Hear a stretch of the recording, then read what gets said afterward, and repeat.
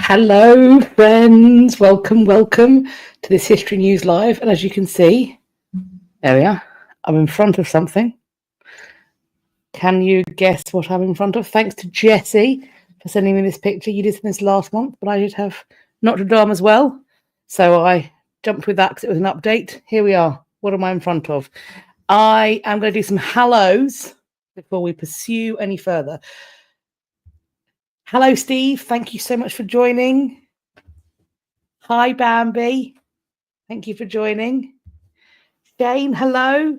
And I'm really pleased you enjoy my email.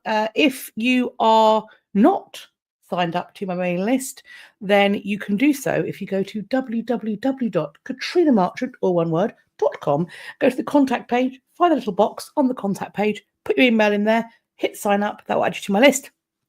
I do send out an email once a week.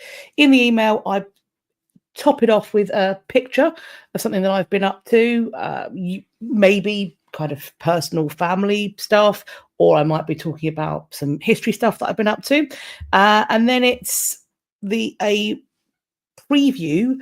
You get to see the short of the video for Friday earlier than anybody else. It's unlisted until 10 a.m. So from the time it goes live, 1 a.m. my time through till 10 a.m. you have access to a short that nobody else has access to. If that's the sort of thing you want to get a squiz on quickly, then go for that. And there's also the links for what's coming up over the coming days. So this live was linked in Friday's one, for example. So could be useful, particularly as YouTube is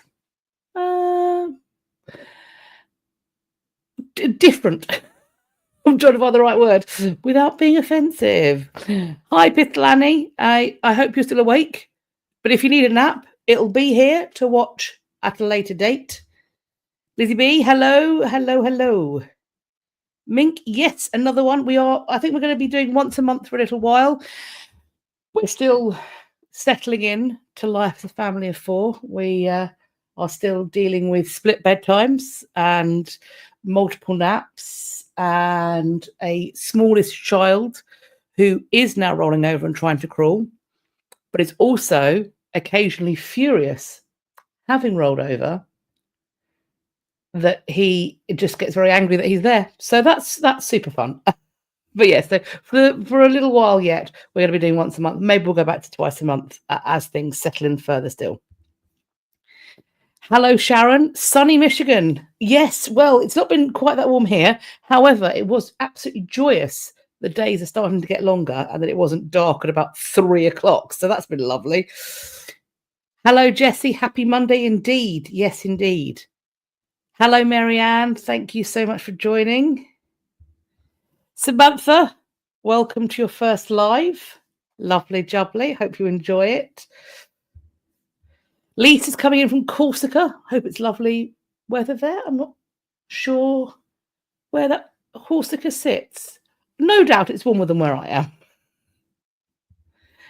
Miss Pink Sparklefly, thank you. Good afternoon to you too. Lots of lovely people I'm seeing coming in. Let's see. I've got some questions. Lizzie, I have talked about it in previous news items, so it has come up. I haven't a dedicated video on it, principally because it's still at the stage of there being lots of sciencey stuff that I have such a minuscule understanding of. I know the names and that's about it, that I don't really know how to unpack it properly. But as and when I get a clearer idea of what all of the stuff means, perhaps a full-length video will be on its way.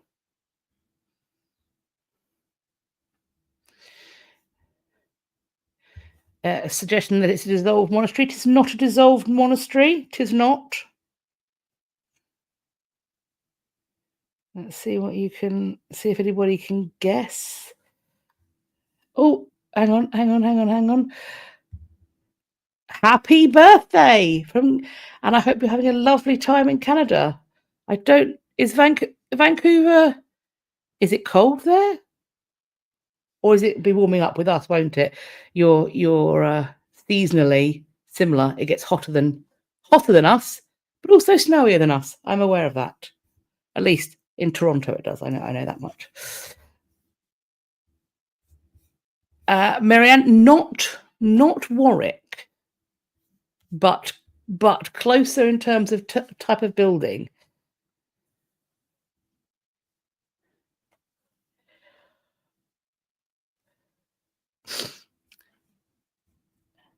Samantha asks, sat reading whilst watching the live, any plans for a Rich III video? I have in the past on the channel made a video where I talk about whether or not Richard III was framed. So there is that. And more recently, in my History by Vibes video, that is one of the topics I covered. I looked at the disappearance of the Prince of the Tower. I looked at why Catherine Parr might have done what she did. And I also looked at the Earl of Essex's rebellion, specifically why Shakespeare's company got involved and then got away with it. So those were the three things that I looked at. Vancouver is 8 degrees Celsius, windy and wet. Well, hopefully, no doubt you'll have a nice summer than us. Jennifer, yes, Gareth, I don't know where you're based, if you're based in the States or Canada, or if you're over here. Yeah, so if you're over here, it'll be Queen James. If you're in US or Canada, I believe it's called The Six Loves of King James I, for which that's just the different. Also, I believe it's coming out quite a few months later in the States and Canada. But Medusa, yes, there we go. Medusa, is it not going to get the Queen James book till November in the States? Oh, okay, yeah. So a little while to wait. I'm finding time around having a small child, but so far it's a cracker. It's a cracker. So yes, put it on your birthday, your Christmas wish list, or your Hanukkah wish list for December 2025. I think it's worth doing so. Right, we have got a lot to be getting on with. I don't think I've seen an answer as to where I am in front of, so I shall tell thee. I am in front of Durham Castle. Jessie's picture of Durham Castle. I'm assuming, there we go, that's going to be some form of gatehouse. I'm not massively familiar with Durham Castle. I have never been, so I don't know what it looks like. That's what there we go, though. She's looking beautiful in the maybe morning, maybe twilight glow. I think the sun's either rising or setting. I'm not going to pretend to know which one, but she looks beautiful. Sharon's asking about the Jack the Ripper. That is one of the news stories we're going to be looking at. So hold on to your pants. Here we go.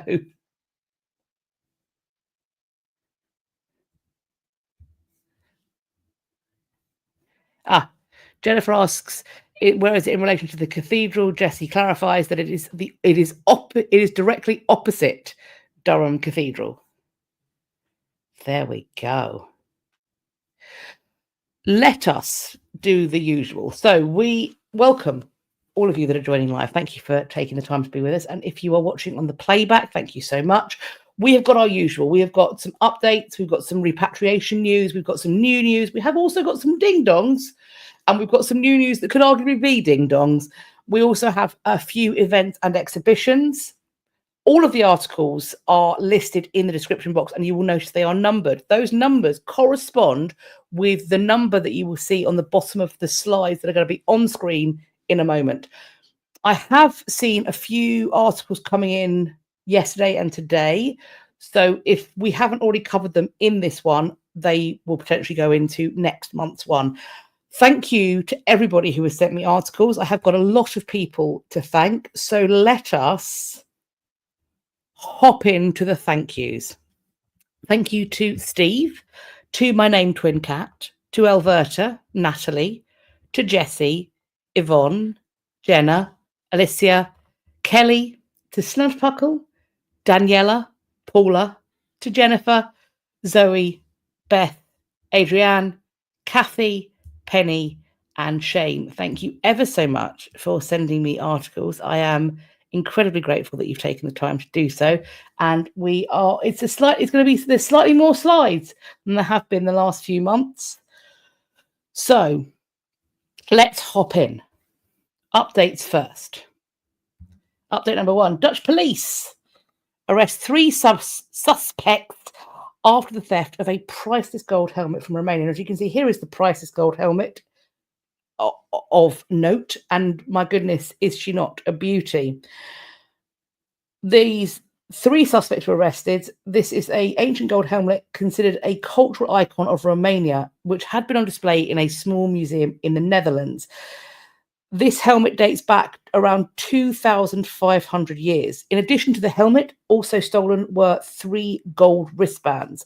Unsurprisingly, really shocking theft. People were very concerned about it. Also, this may not be everybody involved. Apparently, more arrests are not excluded, we're told. The return of these items has been a very lucky thing for the museum from which they were stolen. Romania, the people who lent it, were unsurprisingly not particularly impressed by this loss. The more developments are expected. The question about whether these items are going to be recovered without damage is still up for grabs. It's called the Cotofenesti helmet. It's described as one of Romania's most revered national treasures from the Dacia civilization. The Romanian president said that these artifacts were, quote, of exceptional cultural and historical importance for Romanian heritage and identity, and that their disappearance had a, quote, strong emotional and symbolic impact on society. We're told the helmet's fame and dramatic sudden appearance mean it could never easily be sold, which meant that people were very much afraid that they were there for the gold, which means melting it down. Of course, melting it down reduces its cultural and historical value. Gold, we're told, stands at about 85,000 euros or $89,000 per kilo, and the helmet is estimated to weigh slightly less than that. So we are still, the arrests, I don't think, mean that the items have been recovered. The arrests make it better for the museum, but not until we know what's happened to these items. So when there are updates in this regard, I will let you know. Jennifer points out that she's got some Romanian friends who, I think understandably, lost their minds when they heard about it. They're very worried about being damaged. So the gold is it doesn't say in the article what the purity of the gold is, although with the expense and looking at the colour of it, I'm assuming it's a very high quality carat of gold. So that's worrying, that even in handling it, you're going to potentially incur some damage. What are you doing? Stuffing it down your trousers like your Colonel Blood? That's concerning. And more concerning yet still is that they may just think to melt it down to get the money from it. So hopefully the news update is going to be very soon that we know where they are and they are being returned. Crazy Artist Lady says record-breaking price of gold today, almost 3,000 US dollars per ounce. So that means, that's my maths is shocking. So I'm assuming that means it would be this gold is worth even more now. And correct me if I'm wrong, that means the markets are getting twitchy about what might be coming down the pike economically and politically, right? When the price of gold starts rising, that means that people are moving their money into gold, correct? And people move their money into gold when stuff feels hinky. Good. I'm not panicking. Medusa points, referring to Gareth's book, The Name Queen James Will Piss Off So Many Snowflakes. And it has already, but here's the bottom line. That isn't Gareth calling James the First and Sixth that. I'm sure as many of, if not all of you will know, that is a direct quotation from one of James's contemporaries, perhaps some of James's contemporaries. It's a title that refers to something that he was called in his lifetime by people who had a point to prove. But yeah, I'm absolutely, people are already annoyed by it.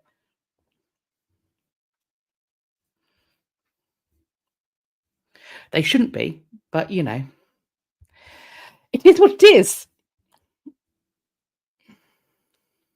So this feels exciting, but also I don't like open water, so it makes me feel unwell.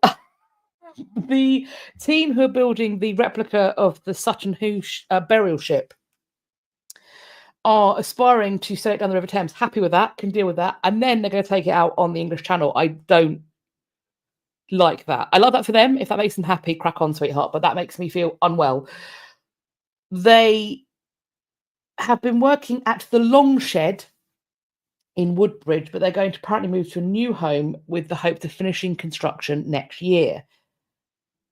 They are going to have to figure out how to get this thing out and remaining upright in the very tough currents of the English Channel. Quote, it will take us, I imagine, the first 2 years, 2 seasons on the River Devon, because no one knows how to row a ship like this. So we've got to work that one out. It probably means we're going to run into the mud everywhere we can. But then after that, we'll probably go around to the River Orwell, to Adelborough, and then learn how to control a ship like this in fairly strong currents. What a sight that will be. Okay, babe. I love experimental archaeology. And most of the time, I'm like, yeah, I definitely could do that. I want to get involved. This one, I'm like, you have a little sail, and when you've channel tested it, let's say 20 times, maybe I'll get on it in a lake. Other than that, absolutely not. They are planning to take it up the Thames, maybe as far as Tower Bridge. They wouldn't go any further than that because they don't fancy taking it through London's bridges, completely out of control. As well, you shouldn't. As there's a reason why at Hampton Court, when they only had London Bridge, now of course there's many more bridges. When Henry has his clock installed at Hampton Court in Clock Court, they have the high tide, and that is so you know what the tide is doing under London Bridge. Because if you brave London Bridge at the wrong point of where the tide is, if you want to survive the experience of going under London Bridge, you need to know what the tide is doing. Ooh, okay. So they are looking at all sorts of possibilities. There's apparently a potential plan to cross the Channel, go to Holland, maybe down the rivers in Germany. Maybe they'll go to Denmark and have a drag race with the Viking ships. This guy's excellent. This guy is excellent. What's his? Sean McMillan. He's the guy in the specs. Brilliant. We're told there are no machines, no power tools. The whole process is exactly as it would have been in the 7th century. Trees are split, called cleaving. That's where they split along the grain. So you can sort of end up with a pie chart of triangular sections. Then they're planed down using hand axes. The story of the excavation of this is, of course, told in the Kerry Mulligan, Ralph Fiennes film, The Dig, which was out in 2021. Stuart, you're saying what I'm thinking. On the one hand, I think we can all agree, on the one hand, this is so cool. This is so cool. And I'm glad they're doing it. And I wish them every success in their ventures, because frankly, if they don't succeed, the alternative is diabolical. But just look, I'm seeing a lot of people being like, no thanks. Anybody in chat, little hand emoji. If you could get a place on this ship replica to also, they're going to have to row this bugger across the Channel. Lord, I forgot about that. It's not just about keeping it upright. They're going to have to figure out and do the physical labour of rowing it across the Channel. Anybody who's, I don't know, Olympian, put your hand up in the chat if you want to be on this boat, if you would love to be on this boat. I'm just interested. Is there a hands down emoji? I think if you don't put your hand up in the chat, then we know that we are the kind of history nerds who are like, I'm going to watch from a distance, possibly through a telescope, and fingers crossed and hope for the best, but absolutely I'm not joining in. Steve, wood floats. 30 years ago, you'd have given it a go. Look, wood does float, but it also capsizes. And on top of that, you're rowing this. You're rowing this. It's gonna be hard graft. Here we go. Crazy arch lady would do it, but not in the channel. Fair, okay. That's, do you know what? In a little shallow pond, I'd be in there, in like Flynn. Danny's, you're up for it. Fair enough. Fair enough. Steve rowed a Viking ship around Peel Castle on the Isle of Man. Okay. Okay. Dangers. Becky is not an experimental archaeologist. See, I think of myself as being a partial experimental archaeologist, but I like to be on terra firma. I'm also not going to go steeplejacking. I don't have any desire to be one of the people who's like, let's go up some medieval style scaffolding and learn some medieval bricklaying at the top of a 700-foot high cathedral. No, thank you. I would rather be sick in my shoes. Absolutely not. I like my experimental archaeology on terra firma. Medusa's half in, half out. She's going in spirit. People are preferring the ferry. Jessie asked to lick the boat first. This is not the archaeology, so if they'll let you, crack on. Rachel's putting both hands up. Well, if you're watching Sutton Hoo ship team, then on the mizzen starboard tiller, those are ship words that I know. Woof. There we go. Lizzie, you just said that nobody knows how to row that kind of boat. They know how to row it, not well. They want to do it in English Channel. The expectations are quite high. They are going to test it a bit first on the river. That's fine.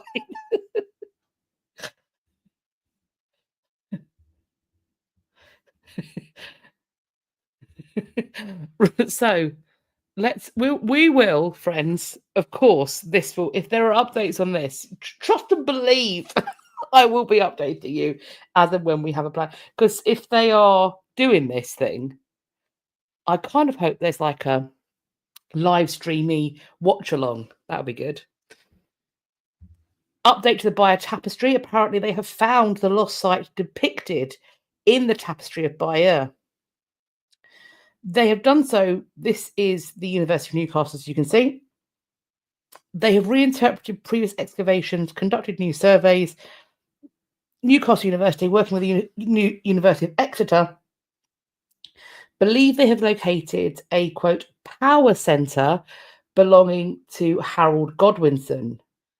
This is Bosham on the coast of West Sussex, is depicted twice in the Bayeux Tapestry. The tapestry culminates, obviously, in the Battle of Hastings and William's victory, but earlier in the artwork, Bosham is shown as the place where Harold enjoys a feast in an extravagant hall before setting sail for France, and then he has another feast there when he returns. The location of Harold's residence at Bosham has never been proved, but it's been suggested that a house in the village, which is now a private home, stands on the site. So there was a whole range of tests and archaeological methods used. So they did geophys, they did an assessment of standing remains, they scrutinized maps and records, and this confirmed the existence of two previously unidentified medieval buildings, one of which had been integrated into the current house, another they found in the garden.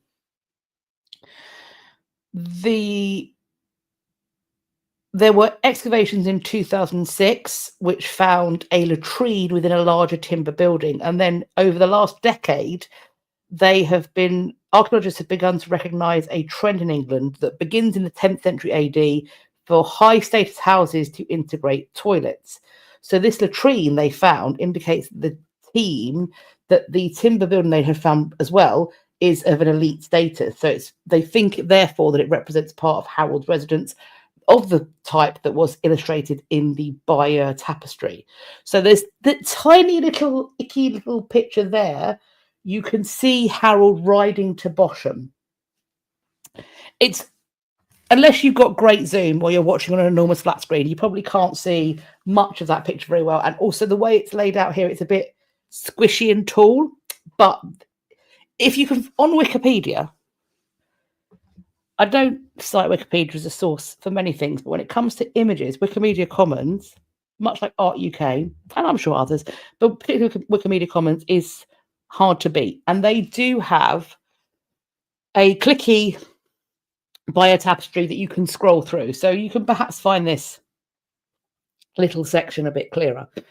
So this research has been published in the Antiquaries Journal, and the leader of this publication, Dr. Duncan Wright, said, quote, "The realization that the 2006 excavations had found, in effect, an Anglo-Saxon ensuite confirmed to us that this house sits on the site of an elite residence predating the Norman conquest. Looking at this vital clue alongside all our other evidence, it is beyond all reasonable doubt that we have here the location of Harold Godwinson's private power centre, the one famously depicted in the Bayeux Tapestry." A co-investigator on the project, Professor Oliver Crichton, added, quote, "The Norman conquest saw a new ruling caste supplant an English aristocracy that has left little in the way of physical remains, which makes the discovery at Bosham hugely significant. We have found an Anglo-Saxon show home." Love that. This research is part of a wider project called Where the Power Lies, which is looking to explore the origins and early development of aristocratic centres like Bosham, seeing for the first time the archaeological evidence of these sites across the entirety of England. They're so fascinating. I wonder what's going to happen with the Bosham site. It's, I mean, of incredible historical and obviously archaeological interest. So Hannah PC, wow, that's so cool. I love when we discover these kinds of lost locations. Me too. I do too. I hope they do something whereby you can sort of, there's some kind of reconstruction near the site or something like that. That would be really cool, I think. Maybe they could even borrow the Bayeux Tapestry for a bit.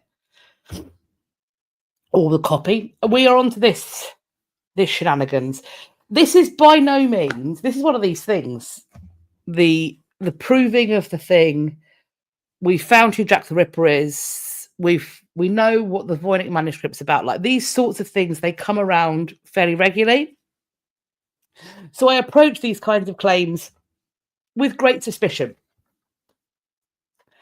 Forensic scientists are claiming that they know the identity of Jack the Ripper. They are naming Aaron Kosminski. He is not an unknown in terms of ripperology and in terms of the potential for who the Ripper is. The issue is these results have come from a forensic examination of a stained silk shawl that was found next to the body of Catherine Eddowes, who is the fourth canonical victim of the killer known to history as Jack the Ripper. Kosminski has been linked to the crimes before. This is, though, the first time that his DNA has been found, and then the findings have been published in a peer-reviewed journal. There were genetic tests on the shawl that have been conducted years ago. The issue is that this shawl has not been in evidence in the way that it typically would be. So it's been handled, it's been sent to labs, it's been around people who are ripperologists who have also touched other items, sometimes alongside each other, who have touched other items that connect with the case. So people who are interested in I'm going to say fingering the scarf, the shawl, which sounds gross, but people who get a thrill or an interest out of touching this shawl would really love to do it whilst touching other rippery stuff. right? It's not my cup of tea, but for some people, that's what they want to do. So what this means is these are, for want of a better word, and have been, since they have been connected to the case, curios. And curios, particularly when they have been in private hands, as so many of these things are that are being used to test against, curios are not forensically secured in the inappropriate ways. DNA doesn't have a half-life. DNA stays. DNA analysis is so much more sensitive than I think any of us understand. And so the potential for cross-contamination, including, and I think the very real chance of cross-contamination at some point in time with Aaron Kosminski's DNA by somebody who has touched both of those, by somebody else who has touched both of those items, is really high. It's really high to me. Maybe I'm being a massive doubting Thomas. We're told these tests compared fragments of mitochondrial DNA. This is the DNA that's inherited from a person's mother. This is retrieved from the shawl, and there are samples taken from the living descendants of Eddowes and Kosminski. The DNA matches that of a living relative of Kosminski. The analysis of the DNA they found suggests the killer had brown hair and brown eyes, which apparently Kosminski had. Okay. I also have brown hair and brown eyes, but I wasn't in London in 1888 murdering women. Manda.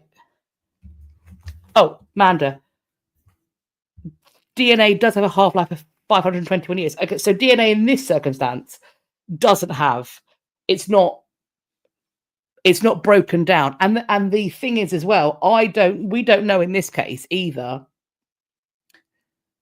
because I haven't read the article, whether this are the points of comparison on the DNA and the DNA they've retrieved from the items they're testing, is there a full profile, or have they got partial profiles that they are jigsawing together, if you will? I don't understand the full science. I know there are some things that can go on that is shenanigan adjacent. There is no chain of evidence that we would recognize in any way. My understanding is that it was in the hands of somebody who was a police officer after the fact of this, maybe related to a possible police officer at the time. This thing has been moved around, possibly sold. The question is, there's also a massive question as to whose shawl it was, because it's a really fine shawl. No one quite knows why Catherine Eddowes would have it. It's Swiss cheese in many ways. So, as this article points out, the results are unlikely to satisfy critics. Key details on the specific genetic variants identified and compared between DNA samples are not included in the paper. The authors represent them in a graphic with a series of coloured boxes. When the boxes overlap, they say the shawl and modern DNA sequences match. Okay. Well, in which case, put the same DNA with a octopus. How many points match there? Like, what?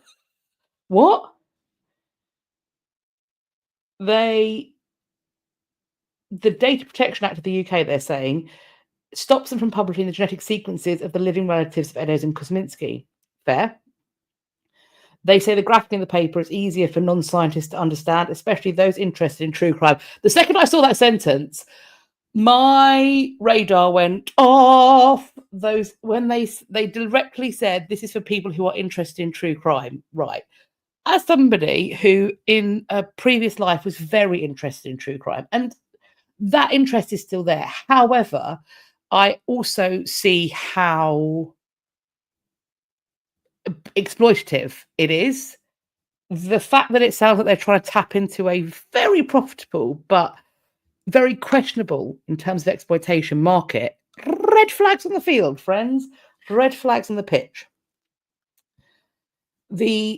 A forensic science at the Institute of Legal Medicine in Austria said that mitochondrial DNA sequences pose no risk to privacy and the authors should have included them in the paper. Quote, otherwise the reader cannot judge the result. I wonder where science and research are going when we start to avoid showing results but instead present coloured boxes. An expert in mitochondrial DNA, also at the same university in Austria, says that with mitochondrial DNA analysis, it can only reliably show that people or two DNA samples are not related. Quote, based on mitochondrial DNA, one can only exclude a suspect. In other words, the mitochondrial DNA from the shawl could be from Kosminski, but it could probably also have come from thousands who lived in London at the time. The other critics of the Kosminski theory point out that there's no evidence the shawl was ever at the crime scene and it could have been contaminated over the years. These tests are not the first attempts to identify Jack the Ripper from DNA. Patricia Cornwall asked other scientists to DNA analyze samples taken from the letters, including, I'm assuming, the From Hell letter. The DNA analysis from those letters and other clues suggested that the killer was Walter Sickert, who is, of course, Patricia Cornwall's pet theory as to who is the one who done it. However, of course, questionable is that the letters are fake. Another analysis of the letters suggested that the DNA found meant the murderer could have been a woman, which, of course, is also possible. If you are collecting evidence in 1888, when you have no idea about contact traces of DNA, etc., there is just no way that you can reasonably expect them to have not screamingly contaminated this stuff.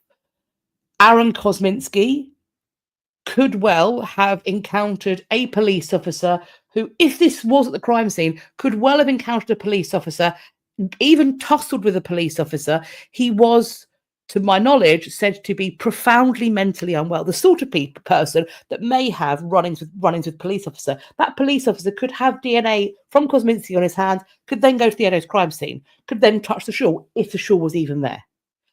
It could have been contaminated at the time of the killing or nearabouts, but we don't know because we cannot trace where people were when they were around the shawl. So those are my thoughts on the matter. Santa Cruz Cylon says that it's bad science.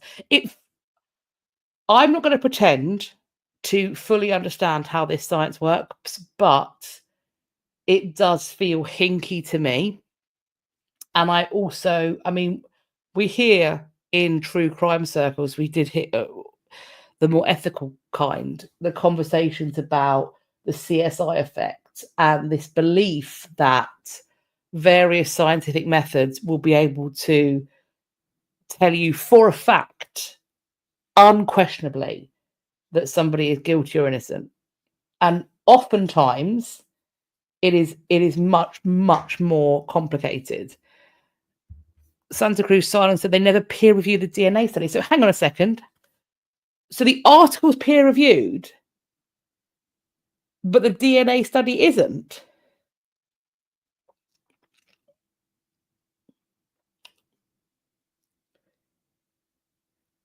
That's, as a person who knows about arts and humanities articles, this is weird to me that something could be peer reviewed without the science behind it being peer reviewed. Oh, Santa Cruz Silent explains they wrote an article self-referencing their own study, then reviewed the article. Okay. So we should expect a Netflix documentary then in the immediate future, where we learn all about. It's going to be another I'll Be Gone in the Dark, except for the science is, I don't think, hinky in that case. Right, well, continuing on with some updates. we have talked about some shenanigans. There's stuff going on in Egypt, right? There are, and I'm really nervous because I have been sent by you all some super exciting, it seems, finds about various things in Egypt. I am reticent to share them because of articles like this. So we have this account of people hammering the Great Pyramid of Giza and this question about mismanagement of the site. I'm also seeing on social media other archaeologists that I respect their work and the things they point out seem bang on for me. They seem to be very careful in their referencing. So people that for me pass the sniff test, so to speak, flagging that some of the finds and some of the searching that's being done isn't following what they expect when it comes to archaeological standard operating procedure. So what that's meaning for me and the content I'm producing is I am holding way back because the point of this, if shenanigans are occurring, the point is to generate loads of publicity about digs, and they may be allegedly. It's really awkward. There's a potential that they are generating that publicity and making claims that either they can't substantiate and or they are working perhaps too quickly for best practice in terms of archaeology. And certainly in the last couple of years, particularly been waiting for the Grand Egyptian Museum, Grand Egyptian Museum to open, we have pretty consistently seen on some months 4 or 5 amazing new finds a month, usually at least one new find a month. I remember before I started getting these whiffs of there being a potential problem, I remember just having a new Egyptian piece every single news update I did. So I am looking at your articles when they're coming in about these new finds, but I'm loath to share them on the off chance that the people who are raising alarms are bang on the money, because I fear that offering any further promotion for it, if they are correct, is potentially damaging to the business of archaeology in Egypt in ways that make me deeply uncomfortable. So I'm flagging this. Do with it as you will. And there are also a load of finds coming out of Egypt. This one's tomb, that one's tomb. Declarations and assertions are being made left, right, and centre. I have questions based upon the fact that people I respect have questions. So take that for what it's worth. Hannah PC, I felt so conflicted watching these last few years of Egyptologists digging up what is clearly cemeteries. Like, I just keep thinking those people probably want to be left alone. I mean, we certainly know they did. We certainly know from everything that we have gleaned about how the Egyptians viewed death and the afterlife that being left alone was ding, ding, ding, goal number 1. So yeah, big question mark on that. Jennifer points out that Dr. Zahi Hawass, who is a leading archaeologist, but was, I believe, is not currently a culture minister for the Egyptian government. He's supposed to be elected to soon. I'm interested to hear what he has to say. He's always been against archaeology tourism. Yeah, I don't know. I don't know who's backing this stuff. I'm seeing names pop up, but he's also very in favor of, if something comes out that promotes Egypt as a place of finds and museums, he doesn't want people to come and do archaeology as tourists, but he does obviously, understandably, want to promote the incredible history that's being found in Egypt. So again, and yeah, he's, as Marianne says, he's one of the ones that is being named, and I'm not in this world enough to know what the what is.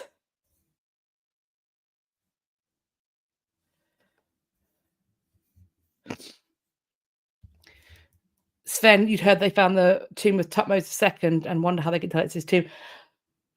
Well, yeah, I mean, obviously there are ways in which this can be discovered and announced, but there's such a churn of finds and announcement of finds that it's really hard to keep track of the research behind it. Like it's coming out at muzzle velocity, if you will.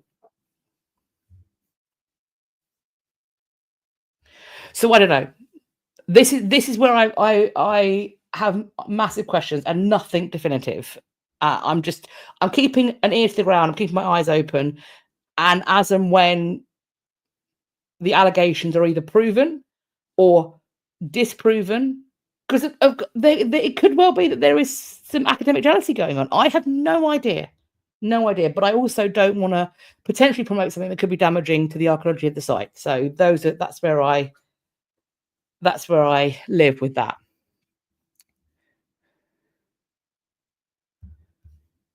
We have Greece's new president, unsurprisingly, is also advocating bringing the Parthenon sculptures. This is not British Museum. This is not going away. This is not going away. The person elected as president is a former parliamentary speaker and a leading advocate for the return of the Parthenon sculptures. After the results were announced, he said that his election was a supreme honour, but above all, a precious responsibility. This man is a lawyer by trade, potentially a good thing. The Prime Minister of Great Britain, also a lawyer. Machines talk to machines, lawyers talk to lawyers, for better or worse. So, does the change in UK PM not make the return more possible? I think it absolutely does. I think that. I hope that. I think that I'm still waiting for the dust to fully settle on who our Prime Minister is and what he stands for. I think it should, considering what he should stand for, it should make it easier. But again, question mark, question mark, question mark, question mark. But legal wise, these are people who can have a conversation and know, and they can speak in a shorthand. So it's potentially a good thing. He was culture minister. While he was culture minister, we are told he hosted Amal Clooney, who is incredible. And she has lent her support to the Greek bid for the sculpture's return. And then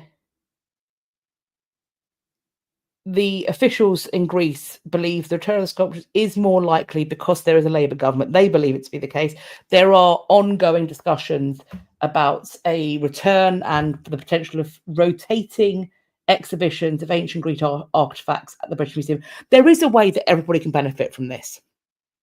There is a way that this could be absolutely fabulous diplomacy and heritage arrangement and a exchange of skills and learning and all the rest of it. So, yeah.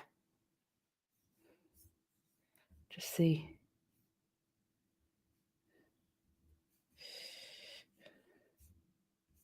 Oh, yes. Amal Clooney, yes, I should have pointed that out. Although at the same time, I choose not to. I like to say that George is Amal Clooney's husband because, my gosh, Amal Clooney is an impressive woman.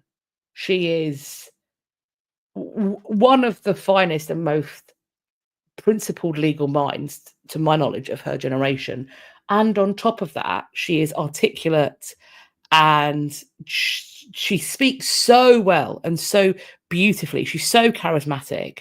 And she also happens to be a style icon, which is so, I know that's like, I mean, she's more than just the clothes she wears, but my God, the woman knows how to dress. She knows how to dress. She appears to be a beautiful mother, a wonderful mother. She's just like a bit of a hero of mine, I'll be honest. Yeah, I know you mean that. She is awesome in her own right, but some might recognize the name. And it's worth pointing out that he's lucky to have managed to woo this incredible woman. Incredible woman. You're right. She doesn't need all those qualities, because that's the thing. She is also built like a supermodel with an absolutely gorgeous face and hair that defies gravity. She's amazing. She's amazing.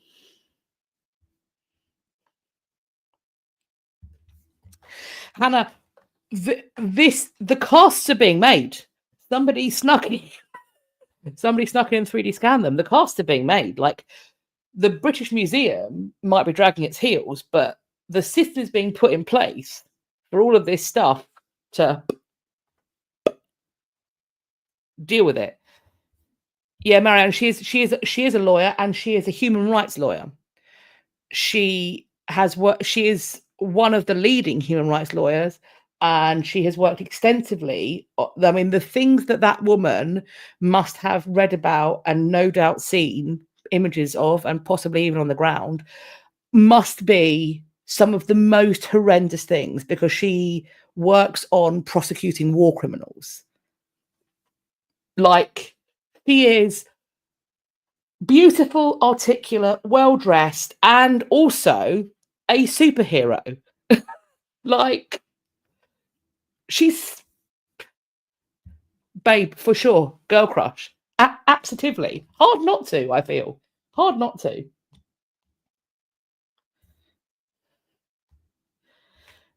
Do I think she was a Valkyrie in a previous life? Possibly. Or she may have organized them and told them to not be so mean. I don't know. I don't know. Wheezy, are there 3D printers that print with marble? I think there are.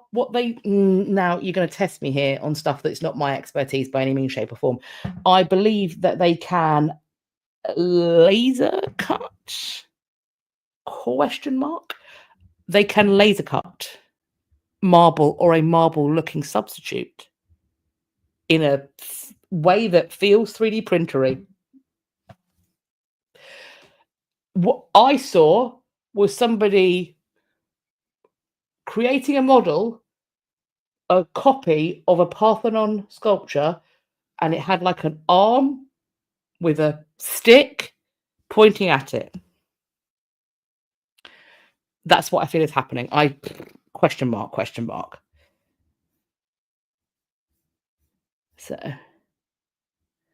Jessie points out you can 3D print in concrete. You could water jet carve in marble. That's what it looked like was happening. There was some sort of pointer going and making the shapes out of what looked like marble.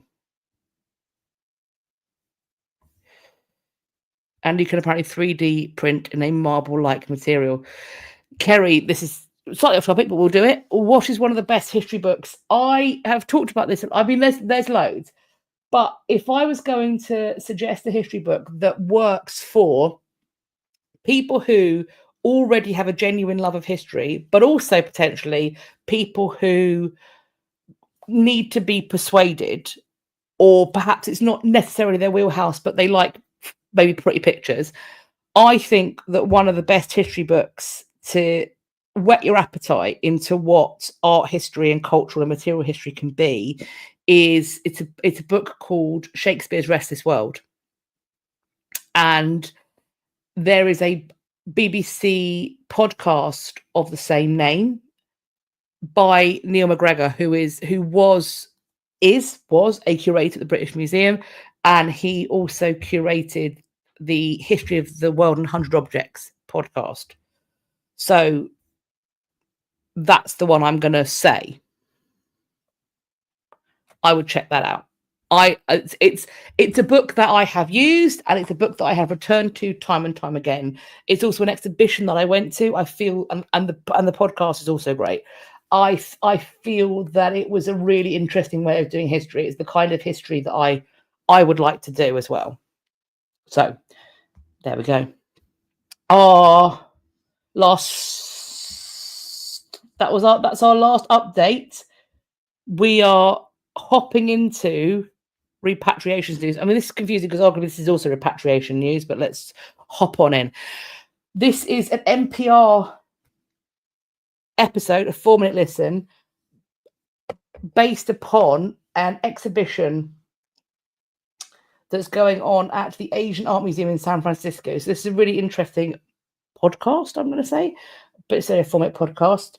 A museum's confession, why we have looted objects. So something to check out there. We have a repatriation. 2 Maori ancestors have been returned to Aotearoa. We are told that this is these are more than 500 ancestors have already been repatriated, but there are 150 in museums and institutions still to be repatriated. We can see the ceremonial procedures happening. This repatriation was from the National Museum of Australia in Canberra to Te Papa. This happened. There were 2 years of discussions for this to happen.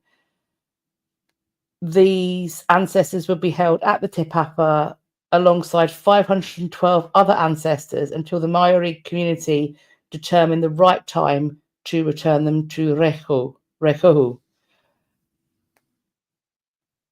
There we're told that further repatriations are planned for later in the year. There are ancestors to return from both the US and the UK. These repatriations often require years of consultation, engagement with museums and institutions. In 2022, more than 60 ancestors were returned to Aotearoa from Vienna. In 2023, 100 ancestors were returned to New Zealand from museums in Germany. So we will hopefully be hearing about some more of these, and hopefully I'll also, in not too distant future, be able to update you that all of the known ancestors have now been repatriated and are back where they belong.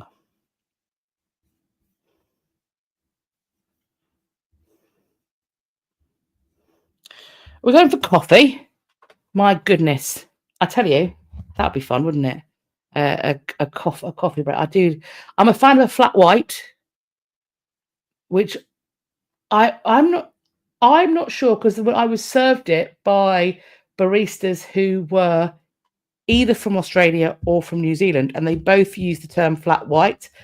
And I'm not sure if it's a New Zealand thing or an Australia thing or a both thing that we've borrowed / stolen. But yeah, so my coffee is a flat white. And I think it's time. Jennifer, what is a London fog? That sounds like it could be dirty.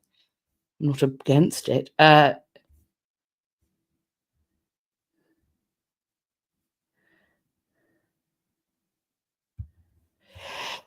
Yeah, I mean, again, these repatriations also need to happen. And our flat white is Australian. Fabulous. Apparently, a London fog is where you have a cup of coffee with a shot of espresso. So what, an Americano with 2 shots of espresso?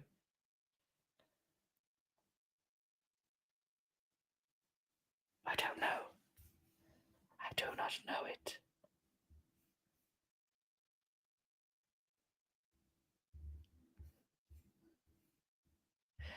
A simple tea latte brewed with a classic Earl Grey, your choice of milk, a hint of vanilla extract to warm things up, and a drizzle of honey to sweeten.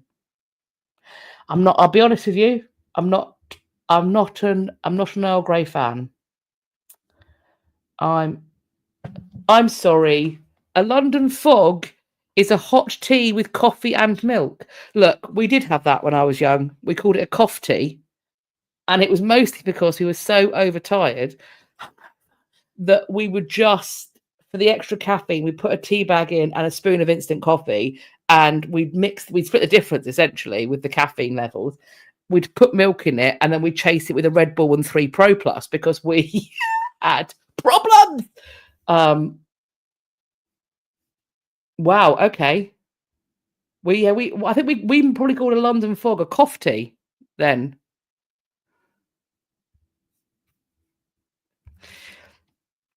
Netherlands have returned Benin Bronzes. More than 100 Benin Bronzes have gone back from a Dutch museum. This is 119 artifacts. It's the largest repatriation of Benin antiquities. Of course, the next largest will be when the British Museum returns all of theirs. In 2022, Germany returned 20 Benin Bronzes. Still more to go. The British Museum, just want to remind you that what's gone back that is currently the largest repatriation, 119 artifacts. This is going back to Benin. The British Museum has over 900 Benin artifacts. So nearly 9 times the amount to go back. This article reminds us that there's an act of Parliament preventing the British Museum from sending them back. Yes and no, and also acts of Parliament can be changed.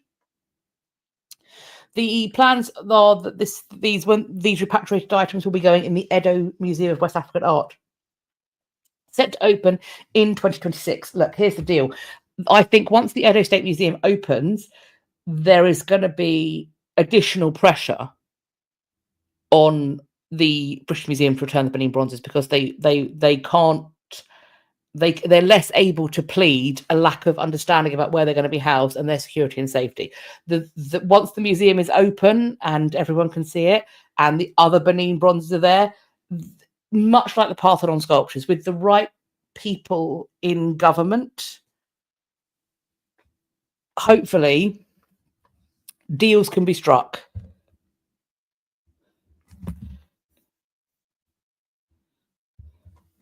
Yes, because when it comes to being a visitable, active crime scene, no one does it better.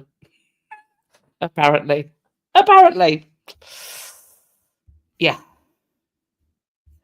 Jennifer Wilson, Pro Plus give me flashback to uni. I apologise. It was a time.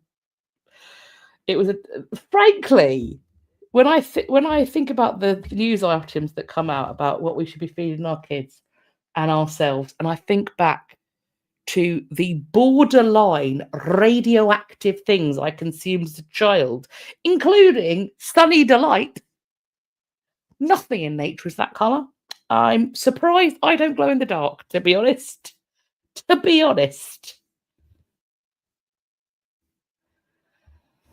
Leslie, I'm looking right now at my bag of tea bags. I'm sat in my kitchen, and a Yorkshire tea. Chef's kiss. Or tea boy's kiss. We're on to the new news now, friends, and we are already an hour in, so I'm going to stop flapping my gums quite so much. A 5,000-year-old grave has been discovered with more than 270,000 beads. Apparently the exact number is 270,769 round beads, made predominantly from seashells. That's a hard word to say. Seashells that would apparently have taken 10 working people 8 hours a day for 206 days or 7 months to create. The team found that the beads were in a large chamber of the tomb, which held the remains of 20 people, including 15 women and 5 individuals, and they couldn't figure out what their sex was. There was a smaller chamber with 2 women buried that also contained beads. So one of the study's co-authors says, quote, I think that the efforts to produce these beaded robes so these were beads on robes, far exceeded those required to produce couture red carpet garments today. You would need many more hours and people invested in the production of the beads. Indeed, it would have been altogether an enterprise on a whole different scale with no parallels in the world yet. These items, we're told, would have been extraordinarily glittery in the sunlight, and they would have had a very powerful effect with these women standing in front of a crowd performing whatever rituals they were in charge of performing. They have attempted to remake these beads, and they said that it depended on the shape and thickness of the shell. The modern people managed to do it in about 55 minutes, but they think that the people in the past who had more knowledge and practice might have been able to do it in around about 11 minutes. We're told that the women buried with these beads, quote, were very relevant, socially relevant. Otherwise, no such investment of labour would have been devoted to them. Not only that, but these women were allowed to take these very costly, very expensive costumes with them into the grave. They point out, quote, we do see a more or less equal treatment of men and women through the Neolithic and Copper Age in Europe, but this burial site is important for the unusual treatment of women. There were clearly differences in the way that men and women were honoured in burial, but it's hard to say whether this is reflected in social structure. Quote, matriarchy has been a very controversial concept in history and anthropology, but I'm quite keen now to tackle it head on because I think it's just not a chance that we are seeing repeatedly these cases at this time between 2,900 and 2,600 years BCE of these great, very, very high-standing, powerful women. So, as and when more updates on that, I will let you know. Suggestions about dancing dresses I'm seeing coming in. Yeah, could well be. Could well be. Stuart wonders what would happen if you lost count at 269,000. I think I would jump out of a window. That's what I would do. I would be done for the day. Done.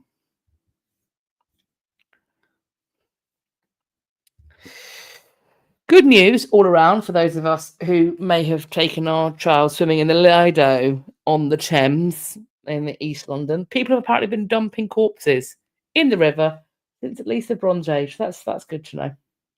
Hundreds of human bones have been dredged from the Thames over the past 2 centuries. And apparently they date back to the Bronze and Iron Age. The question as to why this has been a site of deposition for so long does remain open. I mean, okay, big open body of water, tidal. It could be ritual, but also body dump. Quote, most people, including Londoners, are quite taken aback that hundreds of human bones have come from the River Thames. Why? Why would you be taken aback by that? I'm not.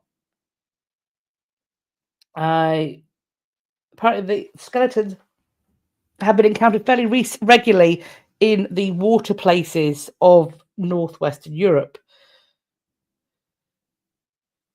Their skeletons coming out of the Thames have been studied since the 19th century.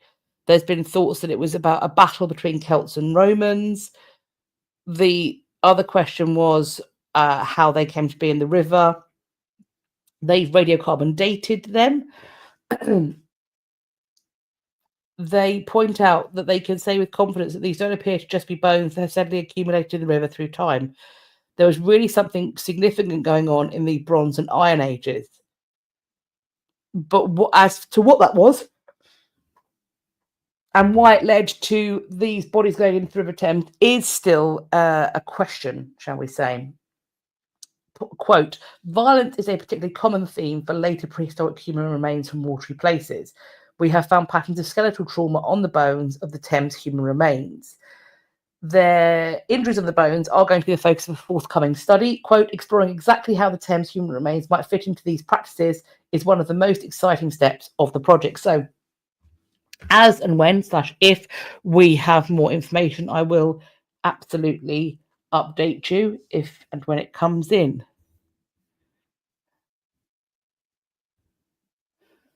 Talking about mudlarks. I do not want to mudlark a thigh bone. None of us do. You do find a lot of bones and bits of bones. The thing about it as well, when you mudlark, I've been one time and I found a bunch of bones, and they'd already been worked, put it that way. They'd already either been butchered, so I'm hoping animal, or they had been made into pinner's bones, so they already had those marks on them. But yeah, people go into the Thames alive and dead, then and now.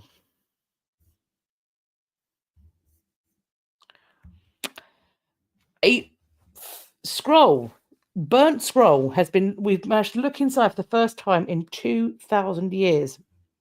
This is from the Roman town of Herculaneum, and this was burnt during the eruption of Vesuvius, which affected, of course, Pompeii, but also Herculaneum. Scientists have used X-ray and AI to unfurl this charcoaly roll, and they have found columns and columns of text. They do need to do more work to get it to be fully legible, but they are confident that at some point they will be able to read the whole scroll. Some letters, we're told, are already clearly visible, and they think that what they've got there is a work of philosophy. Apparently, hundreds of carbonized scrolls were found at Herculaneum.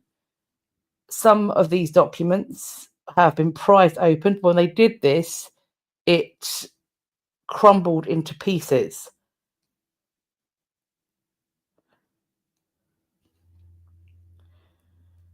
So to do this high-tech solution, it was placed into a specially made case and taken to somewhere called Diamond Light Source in Oxfordshire. This is a machine called a synchrotron. Synchrotron? In it, electrons are accelerated to almost the speed of light to produce a powerful X-ray beam that can probe the scroll, without damaging it. It can scan it and then create a 3D reconstruction. Then they use AI to detect what would have been the ink.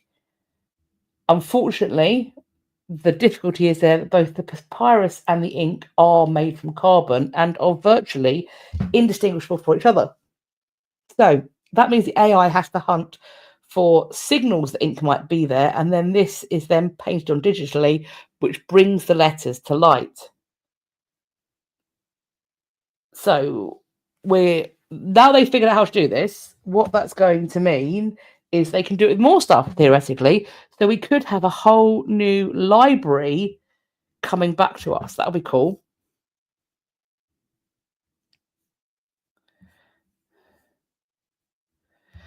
One of the best things to use AI for, obviously, I think on this channel, and I did an interview with another channel that when it comes out, I'll share it.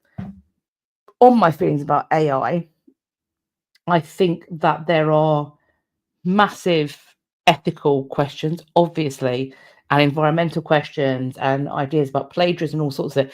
But as with all things, we can't be Luddites going after the spinning jennies. We have to think about it logically, that there is going to be real use for this, valuable use for this. So this is one of them.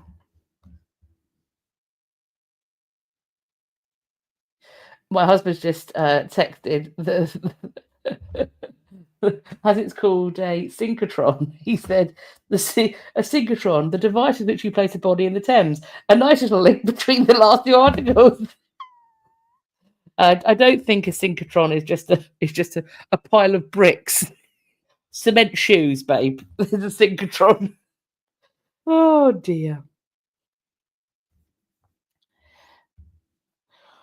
Archaeologists have found liquid gypsum in the burial of a high-status individual in Roman Britain. So, this is a stone coffin with gypsum poured over it that's been found in England. This is essentially encasing the individual inside the coffin. The practice is known from Roman times, but archaeologists don't fully understand what's going on. It's largely known from Roman urban centres. In York, for example, 45 documented gypsum burials. But to find them in rural regions, which is what's happened here, is rare. The thought process is that the gypsum burials are expensive, so it's an indication of a high-status individual, much like the royals for centuries have been buried in lead-lined coffins, which I know in certain places has a very, very different sense of significance. But the lead-lined coffin here doesn't have that same ominous significance that it does other places. The gypsum was carved and came from a quarry about 30 miles away from the site. And it would have been expensive to purchase and to transport. We're told that no grave goods were found in the coffin, but they did find a glass vessel nearby that once might have held a toast for the deceased. This is a cemetery that sat along an ancient Roman road. They found, when they were excavating, 14 graves around the gypsum burial, and then found 7 more that were beyond a boundary ditch. Burials from both inside and outside the boundary ditch had prominent grave goods, including jewellery. One burial southwest of the gypsum grave had a large pile of grave goods at the buried individual's feet. This individual was apparently between the ages of 60 and 20 and was female. The idea is that perhaps she was buried with this at her feet because it was meant to be her dowry. There was also a burial with grave goods which belonged to a child, which had 10 copper alloy bracelets, 4 bone bracelets, a bone comb, and a pair of silver earrings that were, quote, remarkably like those from the burial of the young woman. But it doesn't mean, of course, these two people were related. It could just be that there was a style that was familiar to a local craftsperson. The hope is they're going to be able to figure out the questions about the cemetery, how long it was in use for, how it fits into the landscape, as well as hopefully figuring some stuff out about the stories of the people that are buried there.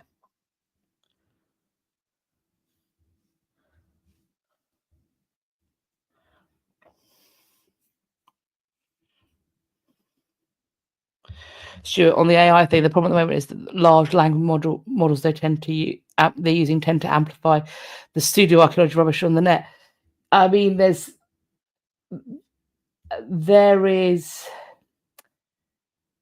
pros and cons of. I like to think of AI as a toddler at the moment, or a very young child, a preschooler, if you will. And there are pros and cons of letting the preschooler run around screaming their head off and, making fart noises with their face, which is sort of what I feel like generative AI is kind of doing at the moment, like it's running around going, rah, rah, and every now and again it comes out with some gold, much like having a 4-year-old. Can you see what's going on in my life at the moment?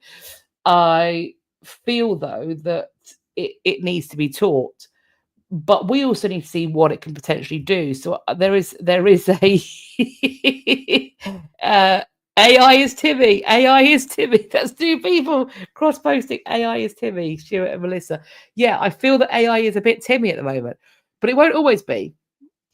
And when it gets into the hands of the right people, it can be taught to do things so that it won't run around essentially making mouth farts and screaming, "This is outrageous!" and then throwing itself on the floor. Can you tell what I'm dealing with at the moment? It's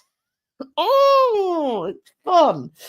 So yeah, I think that there's a place for it, but We'll see. I'm cautiously optimistic of the potentiality of it. But as with all things, there are ethical questions that need to be addressed. And additionally, people need to be more savvy. We need to get all people to be more savvy at recognizing AI generated content and images. I am finding it quite befuddling, and I don't know why this is, but particularly on Facebook, the way in which to me, clearly AI generated images seem to be being accepted as real by a whole bunch of, and I know it's Facebook, I should probably just stop, but it does seem to be being recognized as real by certain individuals. I think we need, in the same way that we need to start teaching our young people, and we should have been for a long time, as well as, to analyze the greats of the literary canon, we also need to be teaching them to analyze media, and within that, social media, if we want to have critical thinkers that can navigate the world in which they are living as digital natives, when their parents exceedingly certainly are at best digital tourists. We need to be educating people on what this stuff is.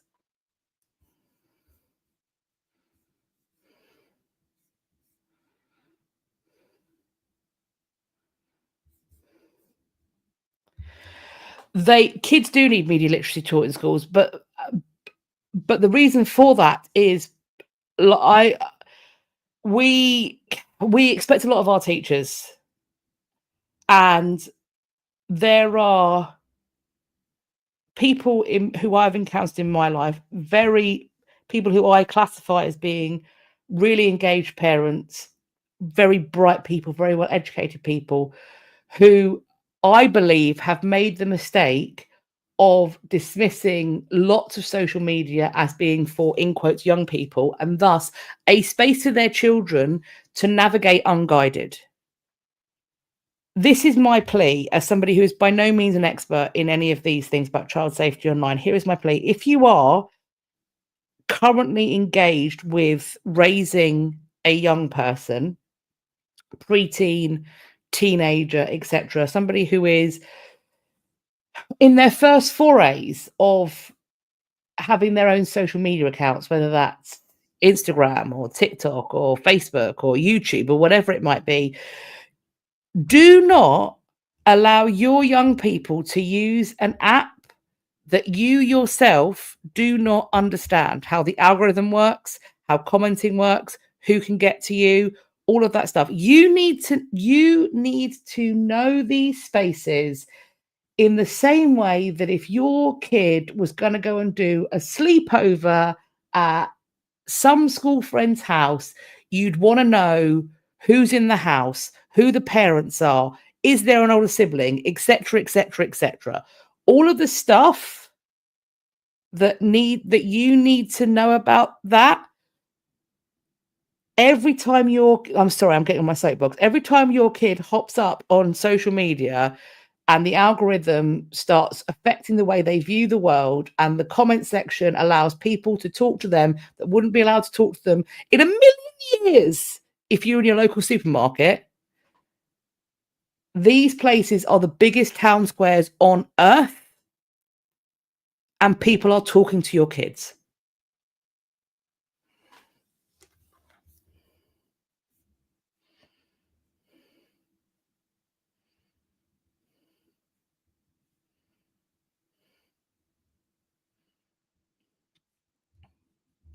Hannah, I absolutely know. Yeah, I know.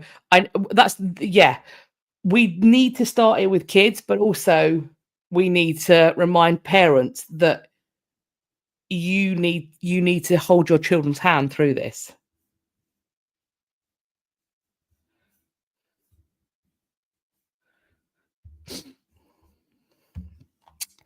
More papyrus.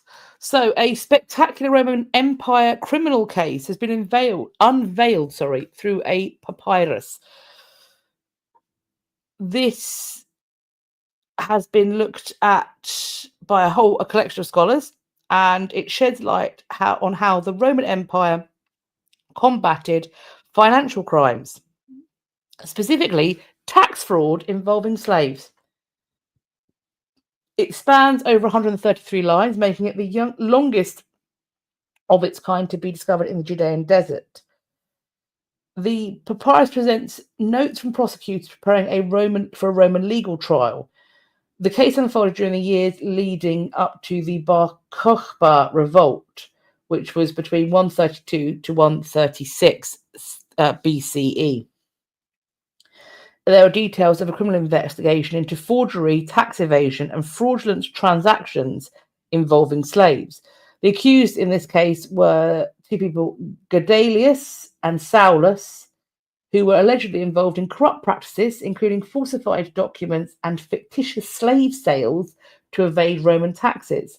Gedalius was a notary son and likely Roman citizen with a history of criminal activities, including extortion, forgery, and incitement to rebellion. Saulus, his accomplice, organised fraudulent manumissions, further complicating the case. The text implies that the accused were involved in potential rebellious activities during Emperor Hadrian's visit to the area. Scholars suggest that this case might have involved human trafficking or the Jewish obligation to redeem enslaved co-religionists, which makes the whole thing incredibly complex. It's thought to have originated from a Judean desert refuge. The meticulous preservation of this papyrus and its ultimate impact on the legal proceedings are, we're told, mysterious. Quote, the tumultuous historical context combined with the document's rich legal content provides an extraordinary window into the complexities of Roman law and life in an era of conflict and change.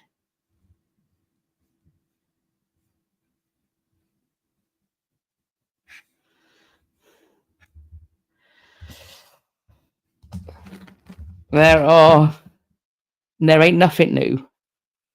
There ain't nothing new. It's all the same. I don't know why I've suddenly gone West Country, but I enjoys it. Nothing is new. People have always done the same kind of criming since the invention of currency, and arguably before. Since we climbed out of the primordial soup, we have found ways to deceive and trick. Seemingly, that is potentially what separates man from beast, the capacity to lie, and apparently the joy we take in doing so. Next up, this when I saw the pictures, I got very excited. My husband's just done a whole bunch of question marks. I'm assuming it's for my West Country accent. Do you know what?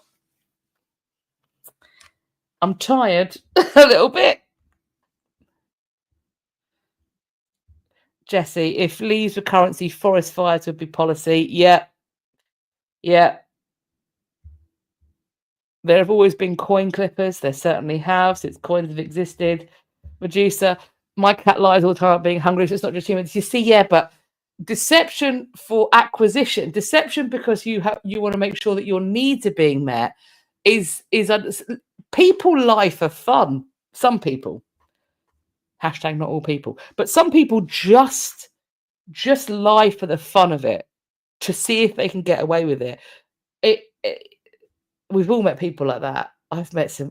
In my time, I've met some incredible compulsive liars. They are, and sometimes they can be genuinely scary because they just lie and you think, why have you even lied about this? It doesn't matter. This is one of my favorites. These pictures, I love this. A 3rd century gold miniature Roman lock has been found in Germany. Isn't this? Look at all the pieces.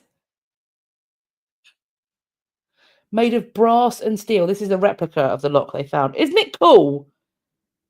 Love it. So a licensed detectorist found the lock during a survey of a field. And it was reported, having recognised what was going on. This is a Roman cylindrical lock used for fastening chests and containers. It measured just 1.2 by 1.1 centimeters. So it's smaller than a euro coin. So like a euro's that big. Tiny. So it's got 2 cylindrical plates, top and bottom sealed, and then it's secured with 3 gold rivets. Then the outer casing has got sculptured perforations. This is this would have been a high quality item. The researchers looked at imaging technologies to be able to see how the internal mechanism works. There was traditional X-ray, which was ineffective. Then they used a 3D neutron computed tomography, so a CT scan, I believe. And this revealed a frame with a spring, a guide rail, a bolt, a base plate, and a pin. They were damaged, but because having seen this, they could reconstruct the lock mechanism. Can you imagine if they made replicas of this big enough for your bike? I mean, I don't think it's as effective as like a D-lock, but my gosh, I want it as a bracelet. I want to wear it as jewellery. I love it. I love it so much. The question that we still have to answer is this a commission piece, or is this something that lots of people have? Exciting. We shall see.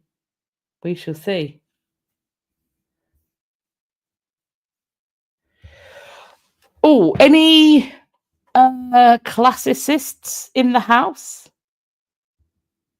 I mean, whenever I think about Roman clocks, I immediately, and perhaps weirdly, my brain goes to Wolsey's pocket multi-sided sundial.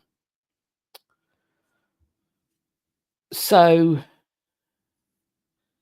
yeah, great question. I would absolutely buy if they made a replica of this that wasn't like silly money. I'd absolutely buy this. I think it's cool. I think it looks really cool. I don't know how good it would be at locking things up safely, but it's just a really lovely object.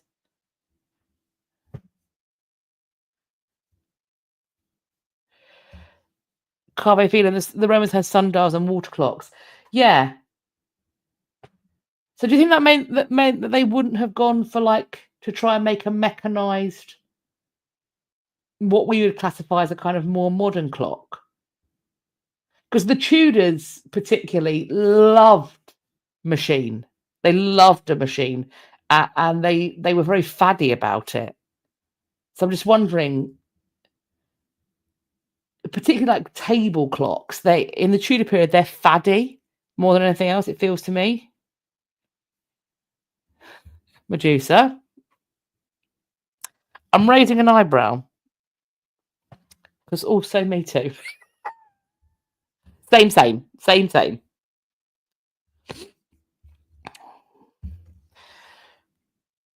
Right. So there were plans to build a tower block in London. They've now been revised because they have found the remains of a Roman basilica, which is 2,000 years old. When it comes to rebuilding in London, frankly, it's what's amazing to me is that it's a Roman basilica that's scuppering the plans and not a plague pit, not a mass burial, because usually that's what does it for these things. This is underneath an office block at 85 Grace Church Street, which was planned. They were going to demolish and rebuild it. They have found so far sections of a limestone wall that would have been the base of the basilica. There was supposed to be a 32-story tower on the site, but now they're going to revise that so they can include the Roman display. Super cool. This is what's really cool about when they find things in London, the companies and the contractors and the archaeologists and the architects they work together so much, these groups of people, that they've got some really ingenious and exciting ways of displaying the archaeology while also having a functioning tower block. So I have no fears about this. This is in the wheelhouse of what's happening. Oh, Carve Phelan points out the problem with Roman timekeeping is that Roman hours had different length depending on the season. That's really interesting and weird, but cool. Thank you for that additional information. They are saying that the exhibition is going to be a world-class public experience for visitors. I don't doubt it. The way that the development of these integrated heritage sites within modern-day functional tower blocks and even residential locations they are really good at this. They're going to reduce the height of the tower to 30 stories. The building is opposite the Leadenhall Market, and it's also set to include offices, retail outlets, and a cultural space. Very similar, potentially, to what might have been near this site in when it was first there. There were previous excavations that did reveal the existence of the Basilica, but it's only more recent excavations that have found what's going on, and that's been done by MOLA, the Museum of London Archaeology. They think that this was first built and dates back to the late 70s or 80s BC AD.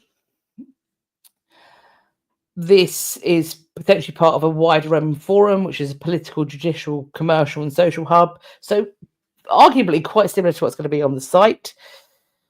The MOLA Director of Archaeology said that it was quite one of the most significant discoveries made in the city in recent years. It's like discovering the Speaker's Chair and the Chamber of the House of Commons 2,000 years into the future.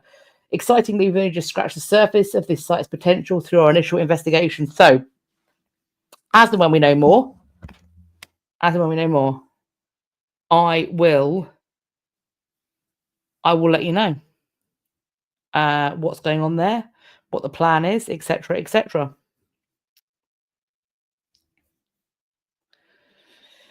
Yes, the Antikythera mechanism, 2nd century BCE.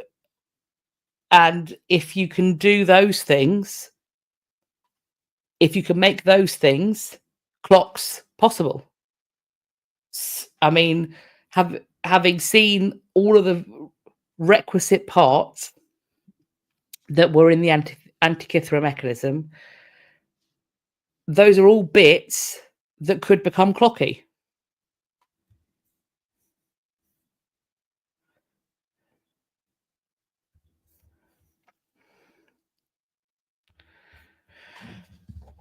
Ancient coins from Britain have been found in Dutch soil. A hoard of ancient coins has been found by you guessed it, ding, ding, ding, pair of metal detectorists in the Netherlands. This is thought to have been an area where Roman troops who were coming back from Britain might have landed. The coins were then put in a cloth or leather pouch and then buried in a shallow pit in a swampy area. We have got 44 gold staters, which bear the name of the Celtic king Cunobellan. I don't know who that is, but this person rules southeastern Britain from AD 5 to AD 40. Also in the hoard are 360 Roman coins, 72 being gold auri, 288 silver denarii, which date to between 200 BC and AD 47. The largest of the coins have got the Emperor Claudius on them. So it's thought that this collection of coins would have been the total wages for a Roman soldier for about 11 years and may have been taken as spoils during the conquest of Britain between around about AD 43 and 47, perhaps distributed to 2 Roman soldiers as a reward for a successful campaign. So, how interesting. If and when we find out more about that, again, of course, I will update. Purple fabric with gold woven through it has been found at a 1600-year-old necropolis in France. You can see the gold threads right there. It's incredible. This is the necropolis of Saint-Pierre-l'Estrée in Athon in France. They were looking there in 2020. It was last in use between the 3rd and 5th century CE. On the site is at least 230 graves full of artifacts. Many of the graves are found to be filled with high status members of ancient French society. They found amber pins, gold jewellery, rare glassware, all of these things that would have been reserved from the elite. Other graves, they think, might have belonged to some of the earliest Christians from around the 2nd century CE. But this is burial 47, a sarcophagus held inside a 1600-year-old piece of fabric that was still partially intact. When they opened the burial, they found golden shimmers. That's what they saw at the start of it. Then the cloth is purple, which has long been associated with elite and with royalty, and was then as well. So they think what they had was a shroud or a tunic which had disintegrated, but you could still see the gold threads that were woven through it. They extracted the cloth carefully and the soil that it was encased in. Now they're 5 years on and they have revealed what they found to the public, and it is very gorgeous. The cloth and other artifacts found in the necropolis testify to the prosperity of this area in late antiquity. The fabric can be seen. It's currently on temporary display at the Musée de Branly. I've pronounced that horribly and I apologise. But it's in Paris and it's going to be on display there until July, which is going to give you a really interesting access to ancient textiles. If you are around there and can pronounce better than me and you get a chance, let me know what you think of it. We're back to a stash of cash.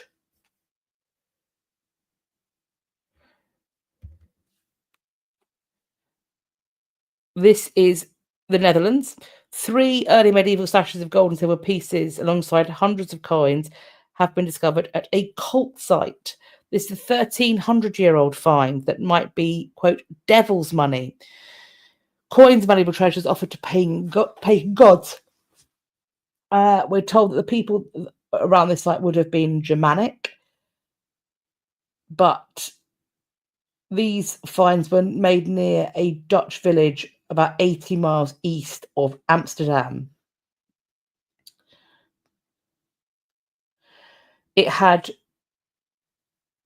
Some local people had been Allied soldiers defending the Roman frontier, but the Romans had been driven from the region hundreds of years before this site began being used for pagan offerings. They don't know what the monetary value of the treasure is yet. They have, though, found more than 100 coins, gold and silver coins of various types.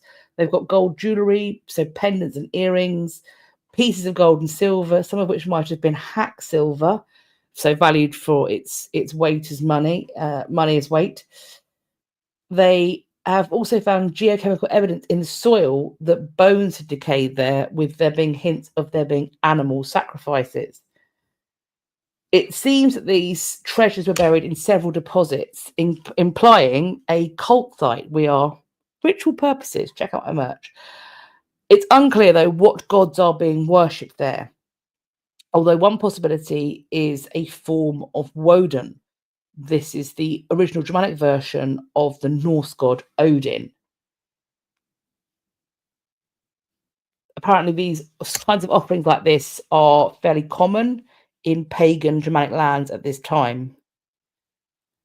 But a 9th century copy of a baptismal promise for Saxons converting to Christianity, they were required to forswear Woden and other gods and to renounce the offering of devilglade or devil's gold.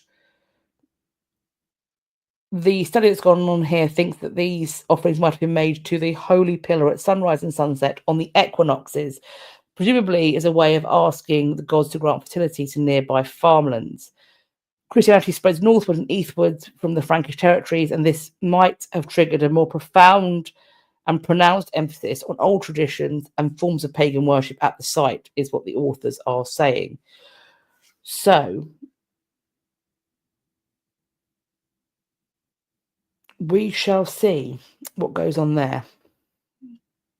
I have also included in new news, which was what we talked about in the update, because it's got a picture. We have got this this is the Bosham site. So you can see the Bayeux Tapestry, and this is the Holy Trinity Church at Bosham. So I popped this in new news. I probably should have put it up with the should have put it up with the update. But yes, there is further information in the new news. I organised that poorly. I apologise. A garage sale painting is apparently a Van Gogh or a Van Gogh, however you choose to pronounce it. This was a garage sale in Minnesota. It's thought that this was made during Van Gogh's stay at a psychiatric hospital in 1889. It was acquired by an antiques collector in 2016. It bears an inscription of the word Elimar in the bottom right corner. It's a fisherman with a white beard smoking a pipe, and he's repairing a net. They found a hair in the canvas and sent it to be analysed. It was found to be from a male, and it's the DNA. Big question mark over DNA, but the DNA they tried to match it with descendants of Van Gogh was thwarted by its degraded state. Just want to flag, this painting dates to 1889. Going to loop back around. The crimes attributed to Jack the Ripper happened in 1888. This was a hair that has not been tinkered with in the intervening centuries for people who are desperately trying to find the murderer. However, the DNA in it was far too degraded to get any sort of DNA match. Make of that additional information what thou wilt. They integrated science and technology with tools of connoisseurship, historical context, formal analysis, provenance research, in the hopes of looking to authenticate the works they come across. Extensive analysis has taken place, but they still have work to do to attribute it to Van Gogh by the Van Gogh Museum in Amsterdam in the Netherlands. They have previously refused to attribute the painting when they were approached by the previous owner in 2018. But the people who acquired the painting in 2019 are confident that it's genuine. I'm just gonna hop in here. No. No. No. I am not asserting that Van Gogh was Jack the Ripper.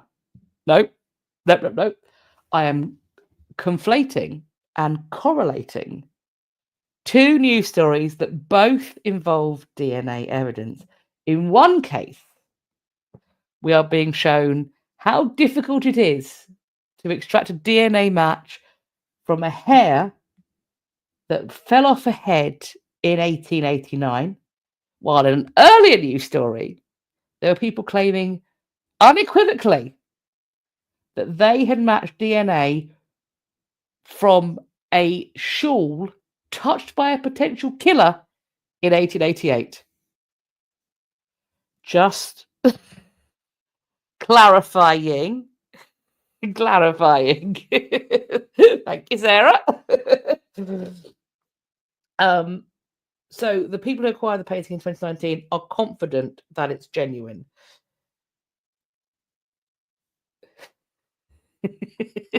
Thank you.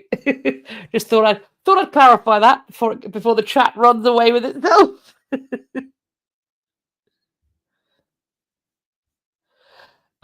Medusa, you are talking about H.H. Holmes now. Do you know what? I'm not going to get into my Jack the Ripper lore. It's so. Do you know how tempting it is for me to do this, to go down this rabbit hole, this Ripperology hole more specifically? But I'm going to be I'm going to be a grown-up about it. And I'm not going to talk about H.H. Holmes and his English scalpels from Sheffield Steel. I'm not going to talk about that. I'm not going to talk about it. Literally burning me alive, but we're going to do this. And Melissa, don't encourage me. Don't encourage it. Hi, Jin. Thank you for joining. Thank you for joining. We've still got a ways to go because I've been waffling. I've been babbling something chronic. Right. Now then.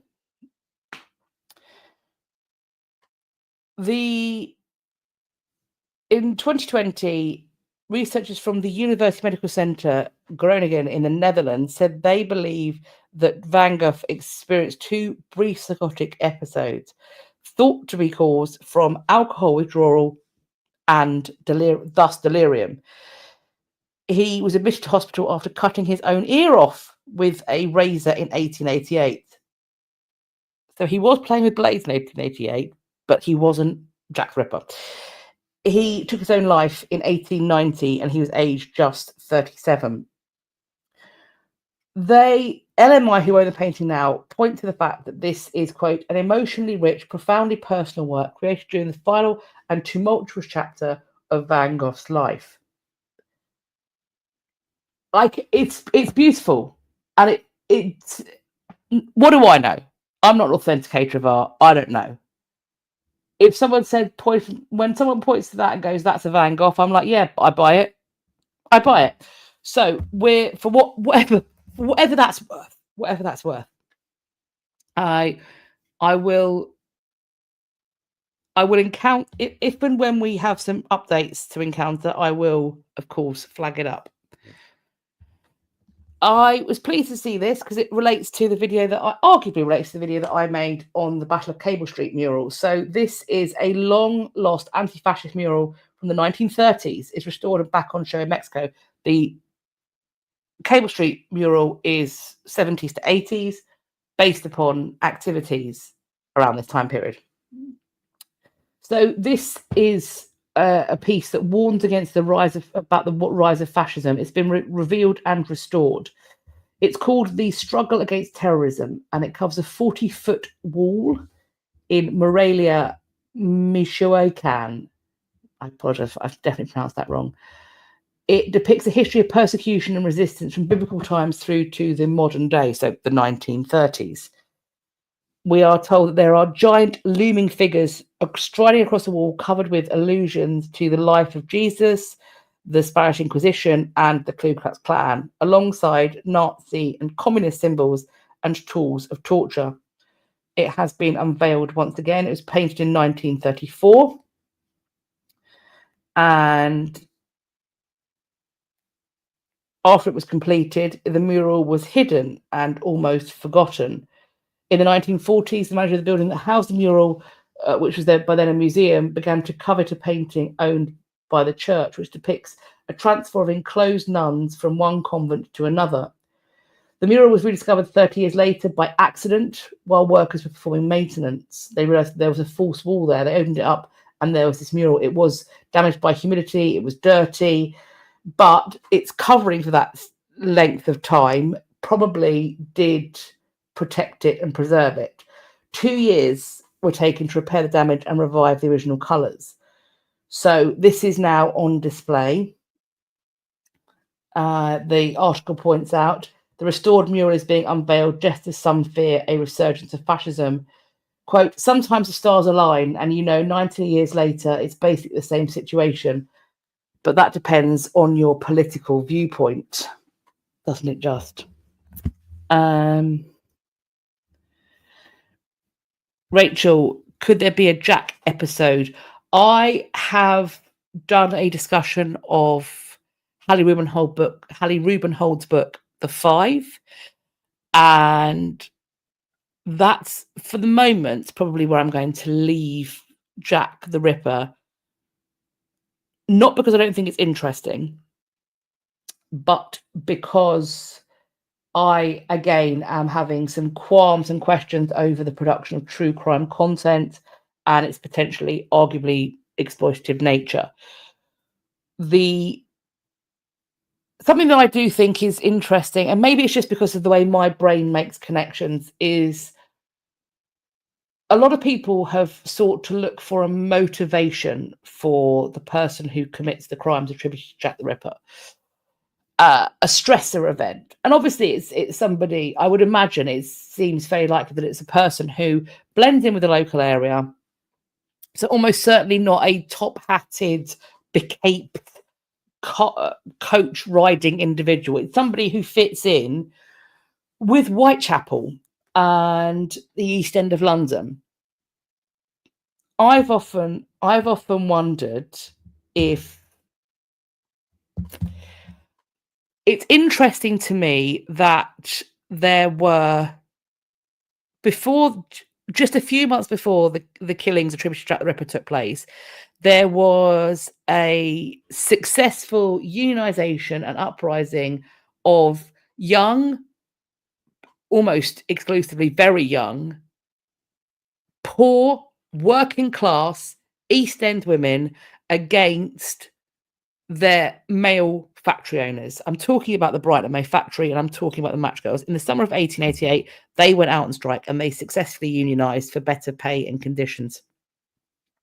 It is arguably, I've got a video on that too, arguably one of the first successful union activities. It is thought to be the inspiration for these women's brothers and husbands and fathers, who many of whom were dock workers, etc. So the unionization of dockers and then miners and all of that kind of stuff is, they claim and they assert, inspired by the example of the Match women. Lots of these women are related and connected to, if not themselves, the suffragettes. The East London Federation of Suffragettes was particularly vocal and militant, but also community focused and socialist.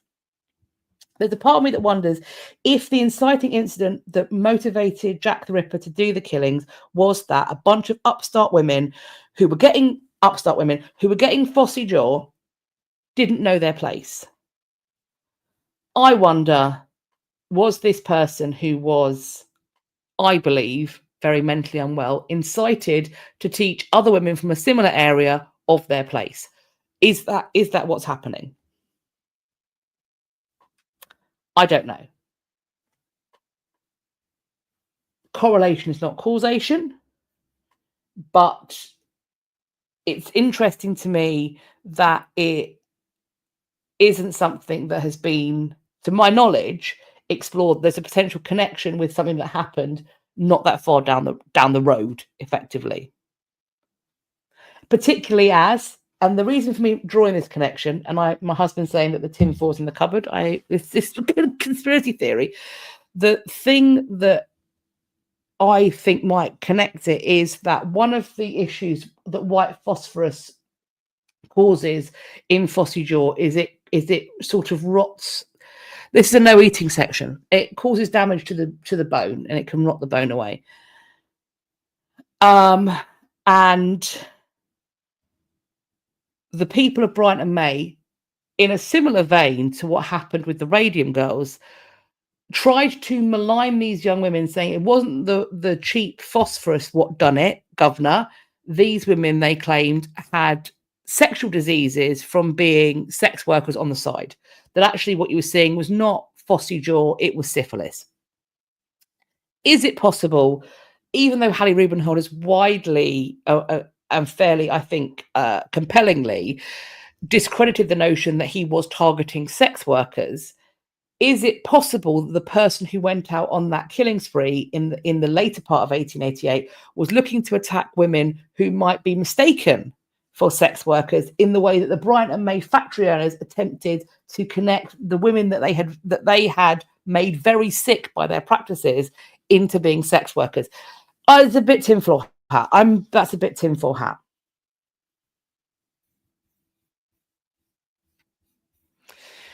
But yeah, so that's where I sit on it.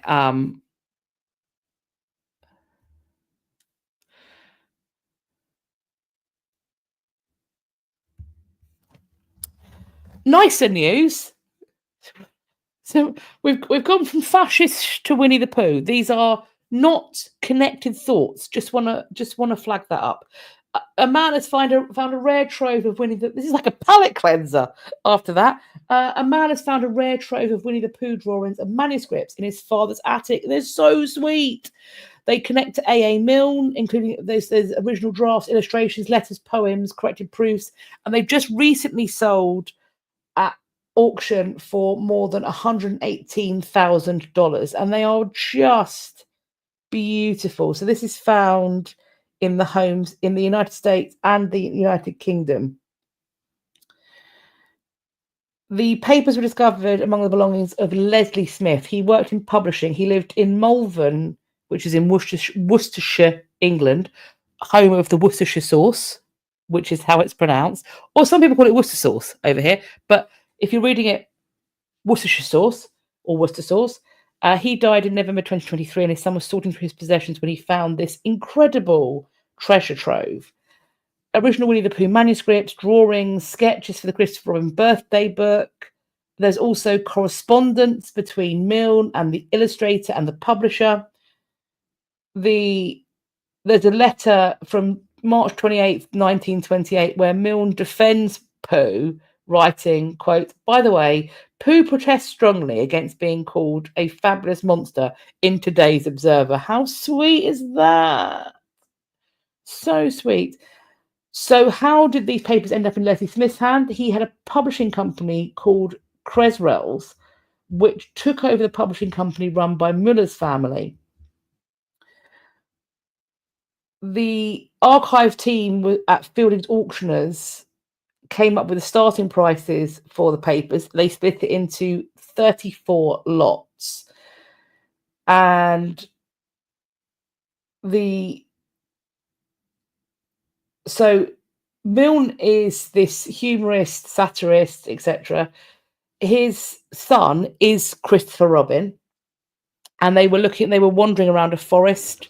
They also took his stuffed animals with, and they also went to London Zoo and spotted a black bear named Winnie. So he renamed his bear in the animal's honor, and the rest is therefore history. Santa Cruz. What are Pooh sticks? Pooh sticks?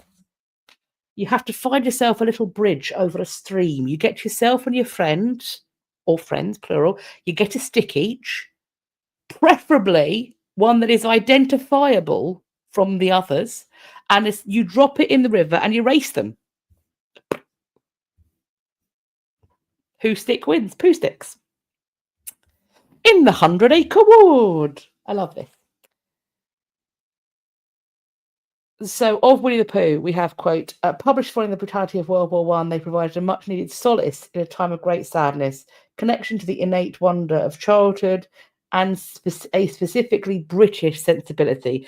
And I think all of us who grew up with Winnie the Pooh have this sense of who we are in the Poohniverse, shall we say. I think that I'm a cross between Piglet and Tigger. I'm Piglet when I'm sleepy. I'm Tigger the rest of the time, unless I'm hungry, in which case I'm Eeyore. Eeyore. So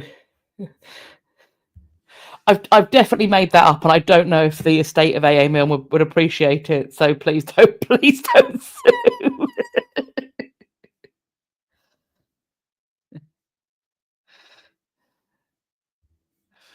Right, this is some stuff that's happening here. I didn't know whether or not this should go in the ding dongs or not. We're approaching ding dong. We're not quite in ding dong territory. A deep sea treasure hunter has been jailed for 10 years for failing to disclose the location of gold coins. However, he has recently scored a legal win.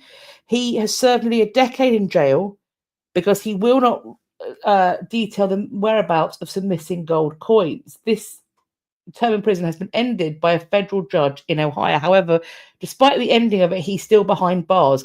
I don't understand our legal system. I have absolutely no idea about the American legal system. Federal, state, prison, jail, lockup. There are too many words for what should be the same thing, and there are too many types of jails and too many courts, and it makes my mind hurt and my brain itch. But he's for some reason still in jail. But the judge said he's no longer convinced that the incarceration is going to coerce compliance. If it's not worked in 10 years, babe, I don't think it's going to work in another 10. He was held in contempt of court since December the 15th, 2015, with a daily fine of $1,000. His current civil contempt fine is thus $3,335,000. I doubt he's paying that, unless the gold's worth a lot more than potentially expected. His case dates the discovery of the SS Central America, known as the Ship of Gold, in 1988. The ship sunk in 1857 with 425 passengers and crew members and 30,000 pounds of federal gold. It's apparently more than 7,000 feet below the surface. So it's worth a lot of money, and maybe it's worth doing 10 years with 3 hots and a cot. Mayhap. I'm sure he can tell, and he's going to be in. If it's a federal judge, is he in federal prison? Is federal prison easier? I'm literally just making stuff up because I don't understand. So I don't know if I'm saying very offensive things. He won't cooperate with authorities to find the 500 coins minted from the gold. He said that he previously valued the coins had been valued to 2.5 million, and said they were turned over to a trust in Belize.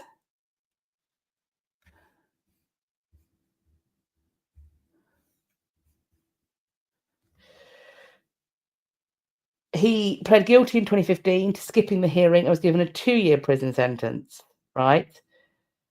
Federal law generally limits jail time for contempt of court to 18 months.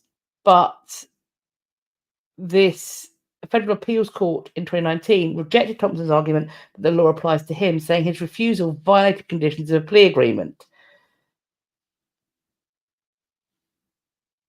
So is he going to be out of prison or not? Because surely if you want to find this stuff, so in 2022, one of the largest SS Central America ingots ever offered at auction sold for $2.16 million to a Dallas-based heritage auction. Treasure from the SS Central America has fetched millions of dollars over the years. How is this being sold if he's in prison? Multiple notes from the shipwreck in 2019 hauled in more than $11 million at auction. 2001, an 80-pound ingot was bought by a private collector for $8 million. If we know all of this, if these sales are happening through what looks to be auction houses that are keeping records, this is not on the low. Why is he in jail? And if he knows the location of some things that are still lost, then surely the quickest way to find out where they are is to let him out and just surveil him.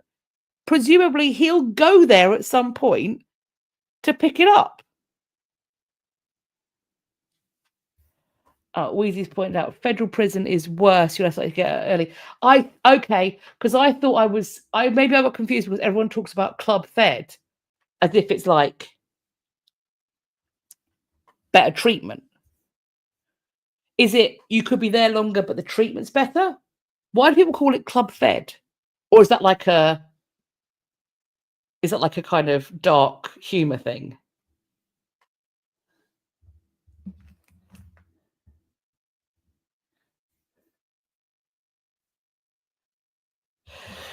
Did he refuse to say where the wreck is located? Refuse to turn on the booth?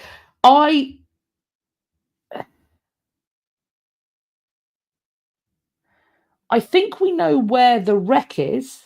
I think he's lifted the stuff out, and that's what they're looking for.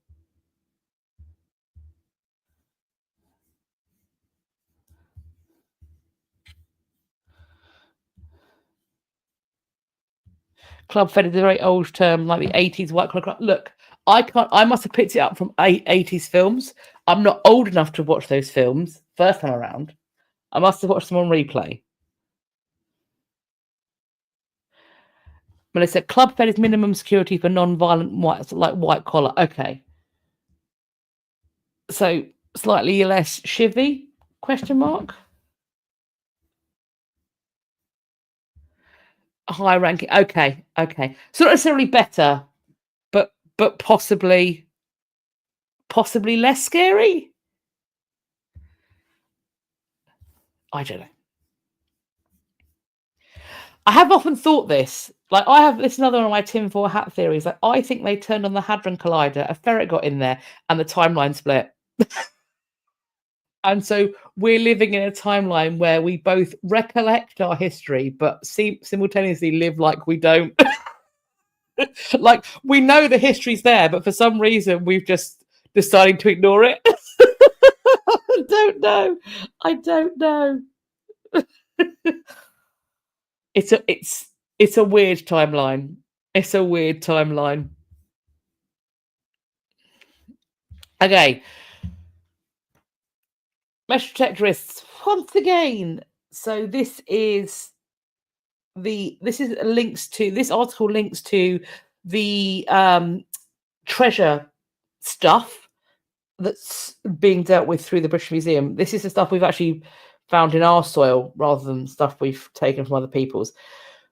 This is all about mesh detectorists and how they have to obviously disclose what they found. It has to then go before a coroner to figure out if it's treasure or not. If it's treasure, then it has to go into potentially being put into a museum. The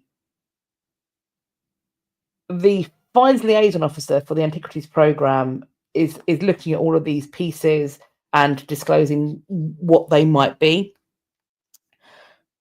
Here we have what the pictures we're seeing here were found in a farmer's field by somebody called Malcolm Wheel with a mesh detector, and these finds and finds like them are what is now being seen as treasure.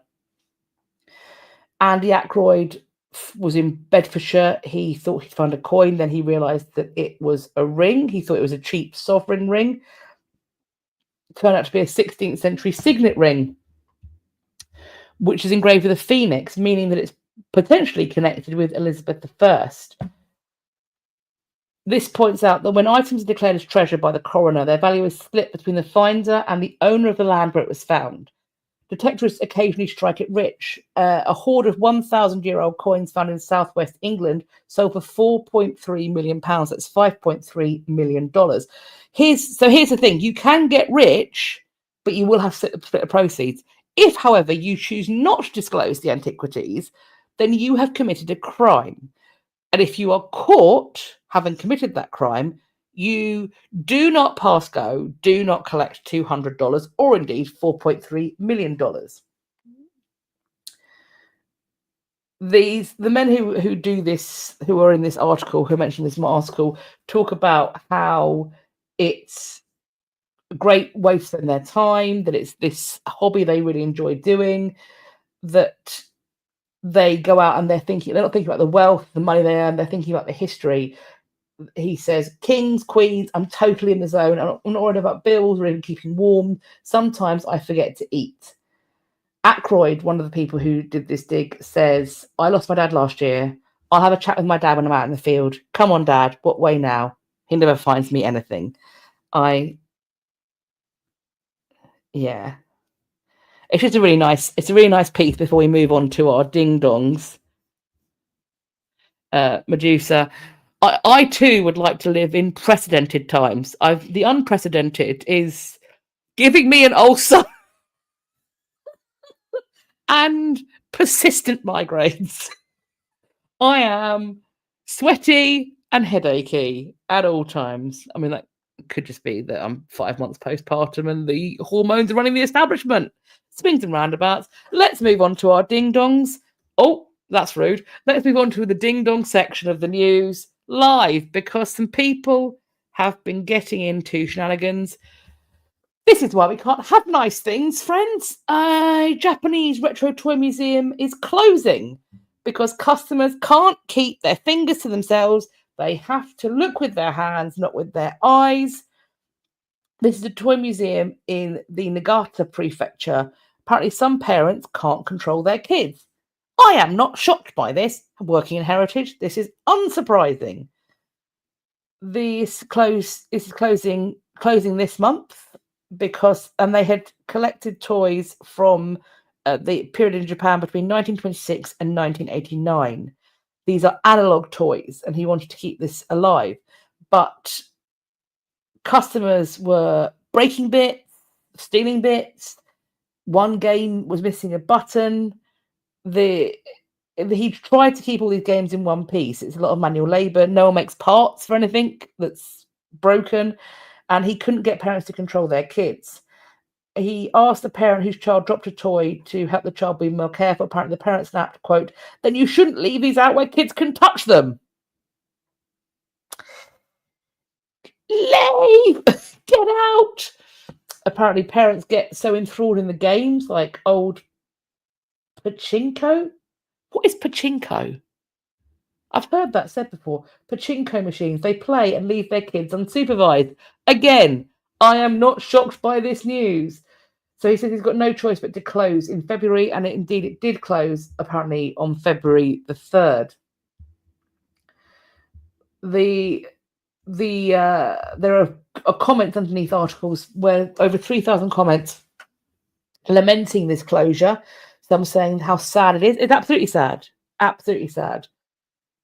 He does plan to open a new Showa retro museum where guests won't be allowed to touch anything. And you know how we do history and how we display history and heritage, and the accessibility of and the interactivity of it is a big question, because on some level, these toys, these games, sat behind perspex or glass, they're dying a death. I mean, they're inanimate objects. Obviously, I understand that. I'm not a complete lunatic. I'm close, but I'm not complete. But, and we're so used to seeing our history, if you like, proverbially preserved in aspect. We're used to it sitting behind glass with lovely little logos, and that's the way we do museums. And I don't know if I understand things are really, really old. I get that. But at the same time, I don't know if, because that's the way we've always done it, if it is the correct way to do it, and if it is the way, because things will always degrade and they will always rot away. And what we are doing is we are keeping them from rotting away for longer. I understand that. But when you also, in doing so, remove any accessibility to them as a tactile experience or as a utility experience, are you stealing something from the understanding of the object? Is a question I have. Pachinko is a pinball gambling machine. Okay. Oh, I think I might know what that is. Stuart, you give me another thing that I don't know what that is. I have no, that's a word I don't recognize.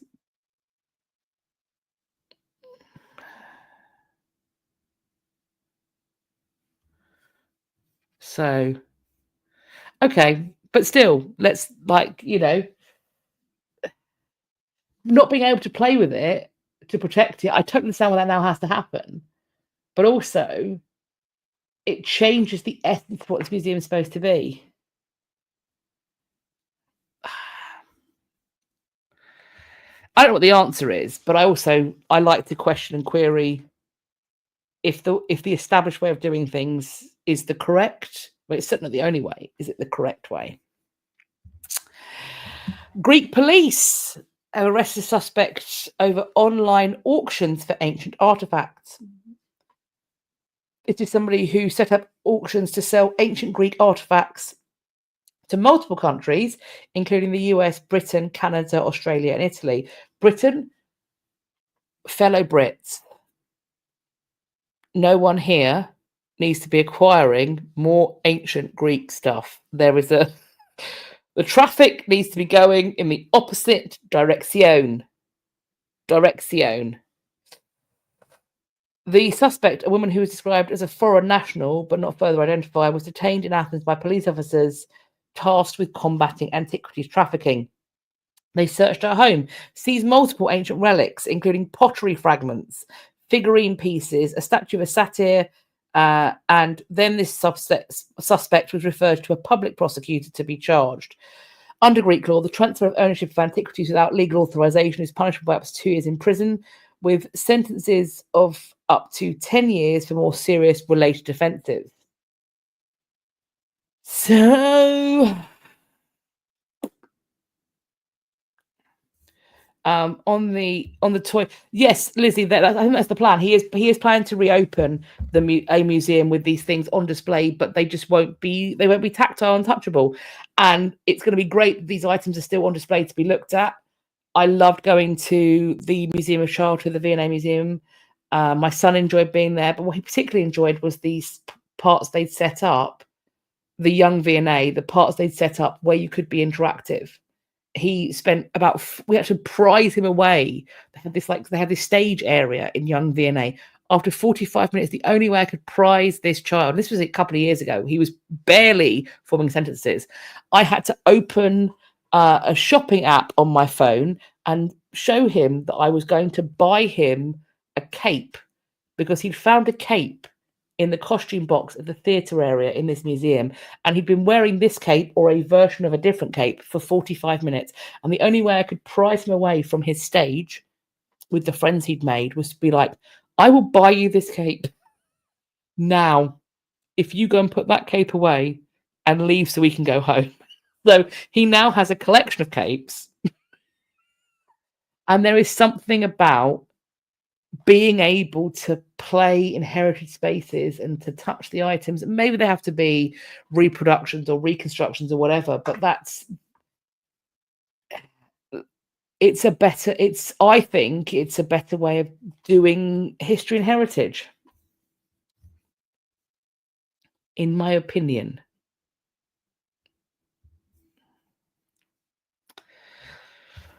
This one. Vandalism on iconic petroglyphs carved by Indigenous Americans has caused permanent damage. 4 petroglyphs of bighorn sheep carved 3,000 years ago have been permanently damaged. This is the graffiti at Buckhorn Draw Pictorial Graph panel. This panel is protected under the Archaeological Researchers Protection Act of 1979. The vandalism reads Silver P. It's etched across 4 bighorn sheep petroglyphs. It's permanent damage to this irreplaceable sculpture. Irreplaceable site. Quote, vandalizing archaeological sites erases the stories of our past and denies future generations the experience of viewing our great nation's history in person. It's critical that we work together as a community to prevent these destructive acts. This unique site attracts visitors from around the world to Emery County and is a vital part of Utah's cultural heritage. I don't know what this person was thinking. And to be honest, I only really care that they are found and dealt with. But they're not the only one. Jen. By MJ, by Melissa. Sorry, Jen, this makes me incredibly angry. And hold on to your belts, because there's another one. Ancient Incan. Footage released by Peruvian police shows a man attacking a famous Incan artifact with a metallic object. This has caused, according to the Culture Ministry, irreversible damage to the 12-angle stone, which was once part of an ancient palace. Fortunately, in this case, a suspect has been detained and authorities believe it's the person behind the attack, and they think that this person was intoxicated. The stone is a popular tourist attraction. It's a symbol of the advanced stonework of the Inca civilization. What? I'm no tea, no shade. I'm not saying that people's behaviour in heritage sites has been like universally good forever, but I'm telling you that since we came out of the pandemic, it genuinely, people's behaviour in heritage sites is wild. And we are a number of years out by now, but people have forgot their outside manners. They have forgot their not in the barn manners.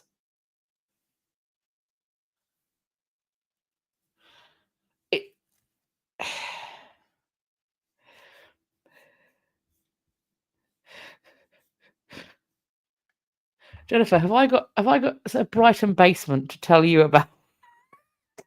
Come over to History After Dark on a Wednesday, because my oh my, yeah. I honestly don't. I mean, Jessie, we don't know the full effect of things like long COVID.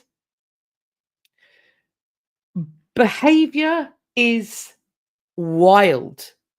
I thought it would regulate again. Like, we first came out of it and everybody was a bit like, nobody knew how personal space worked. They were either really too close to you or so far away, and they just forgot that kind of social etiquette.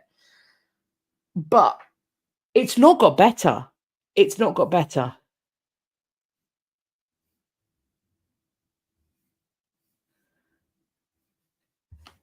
Of course you have. Of course you have. With a comment like that, that's your place. You belong with us. One of us. The people who cut down the tree at Hadrian's Wall, they're last I checked, there's a court case ongoing. I want to say we're at the sentencing phase. There's still more hearings to happen. I'm not sure if it's a sentencing hearing or if they were just pre-trial. They've been caught, allegedly. Hopefully there'll be an update that I can share with you soon.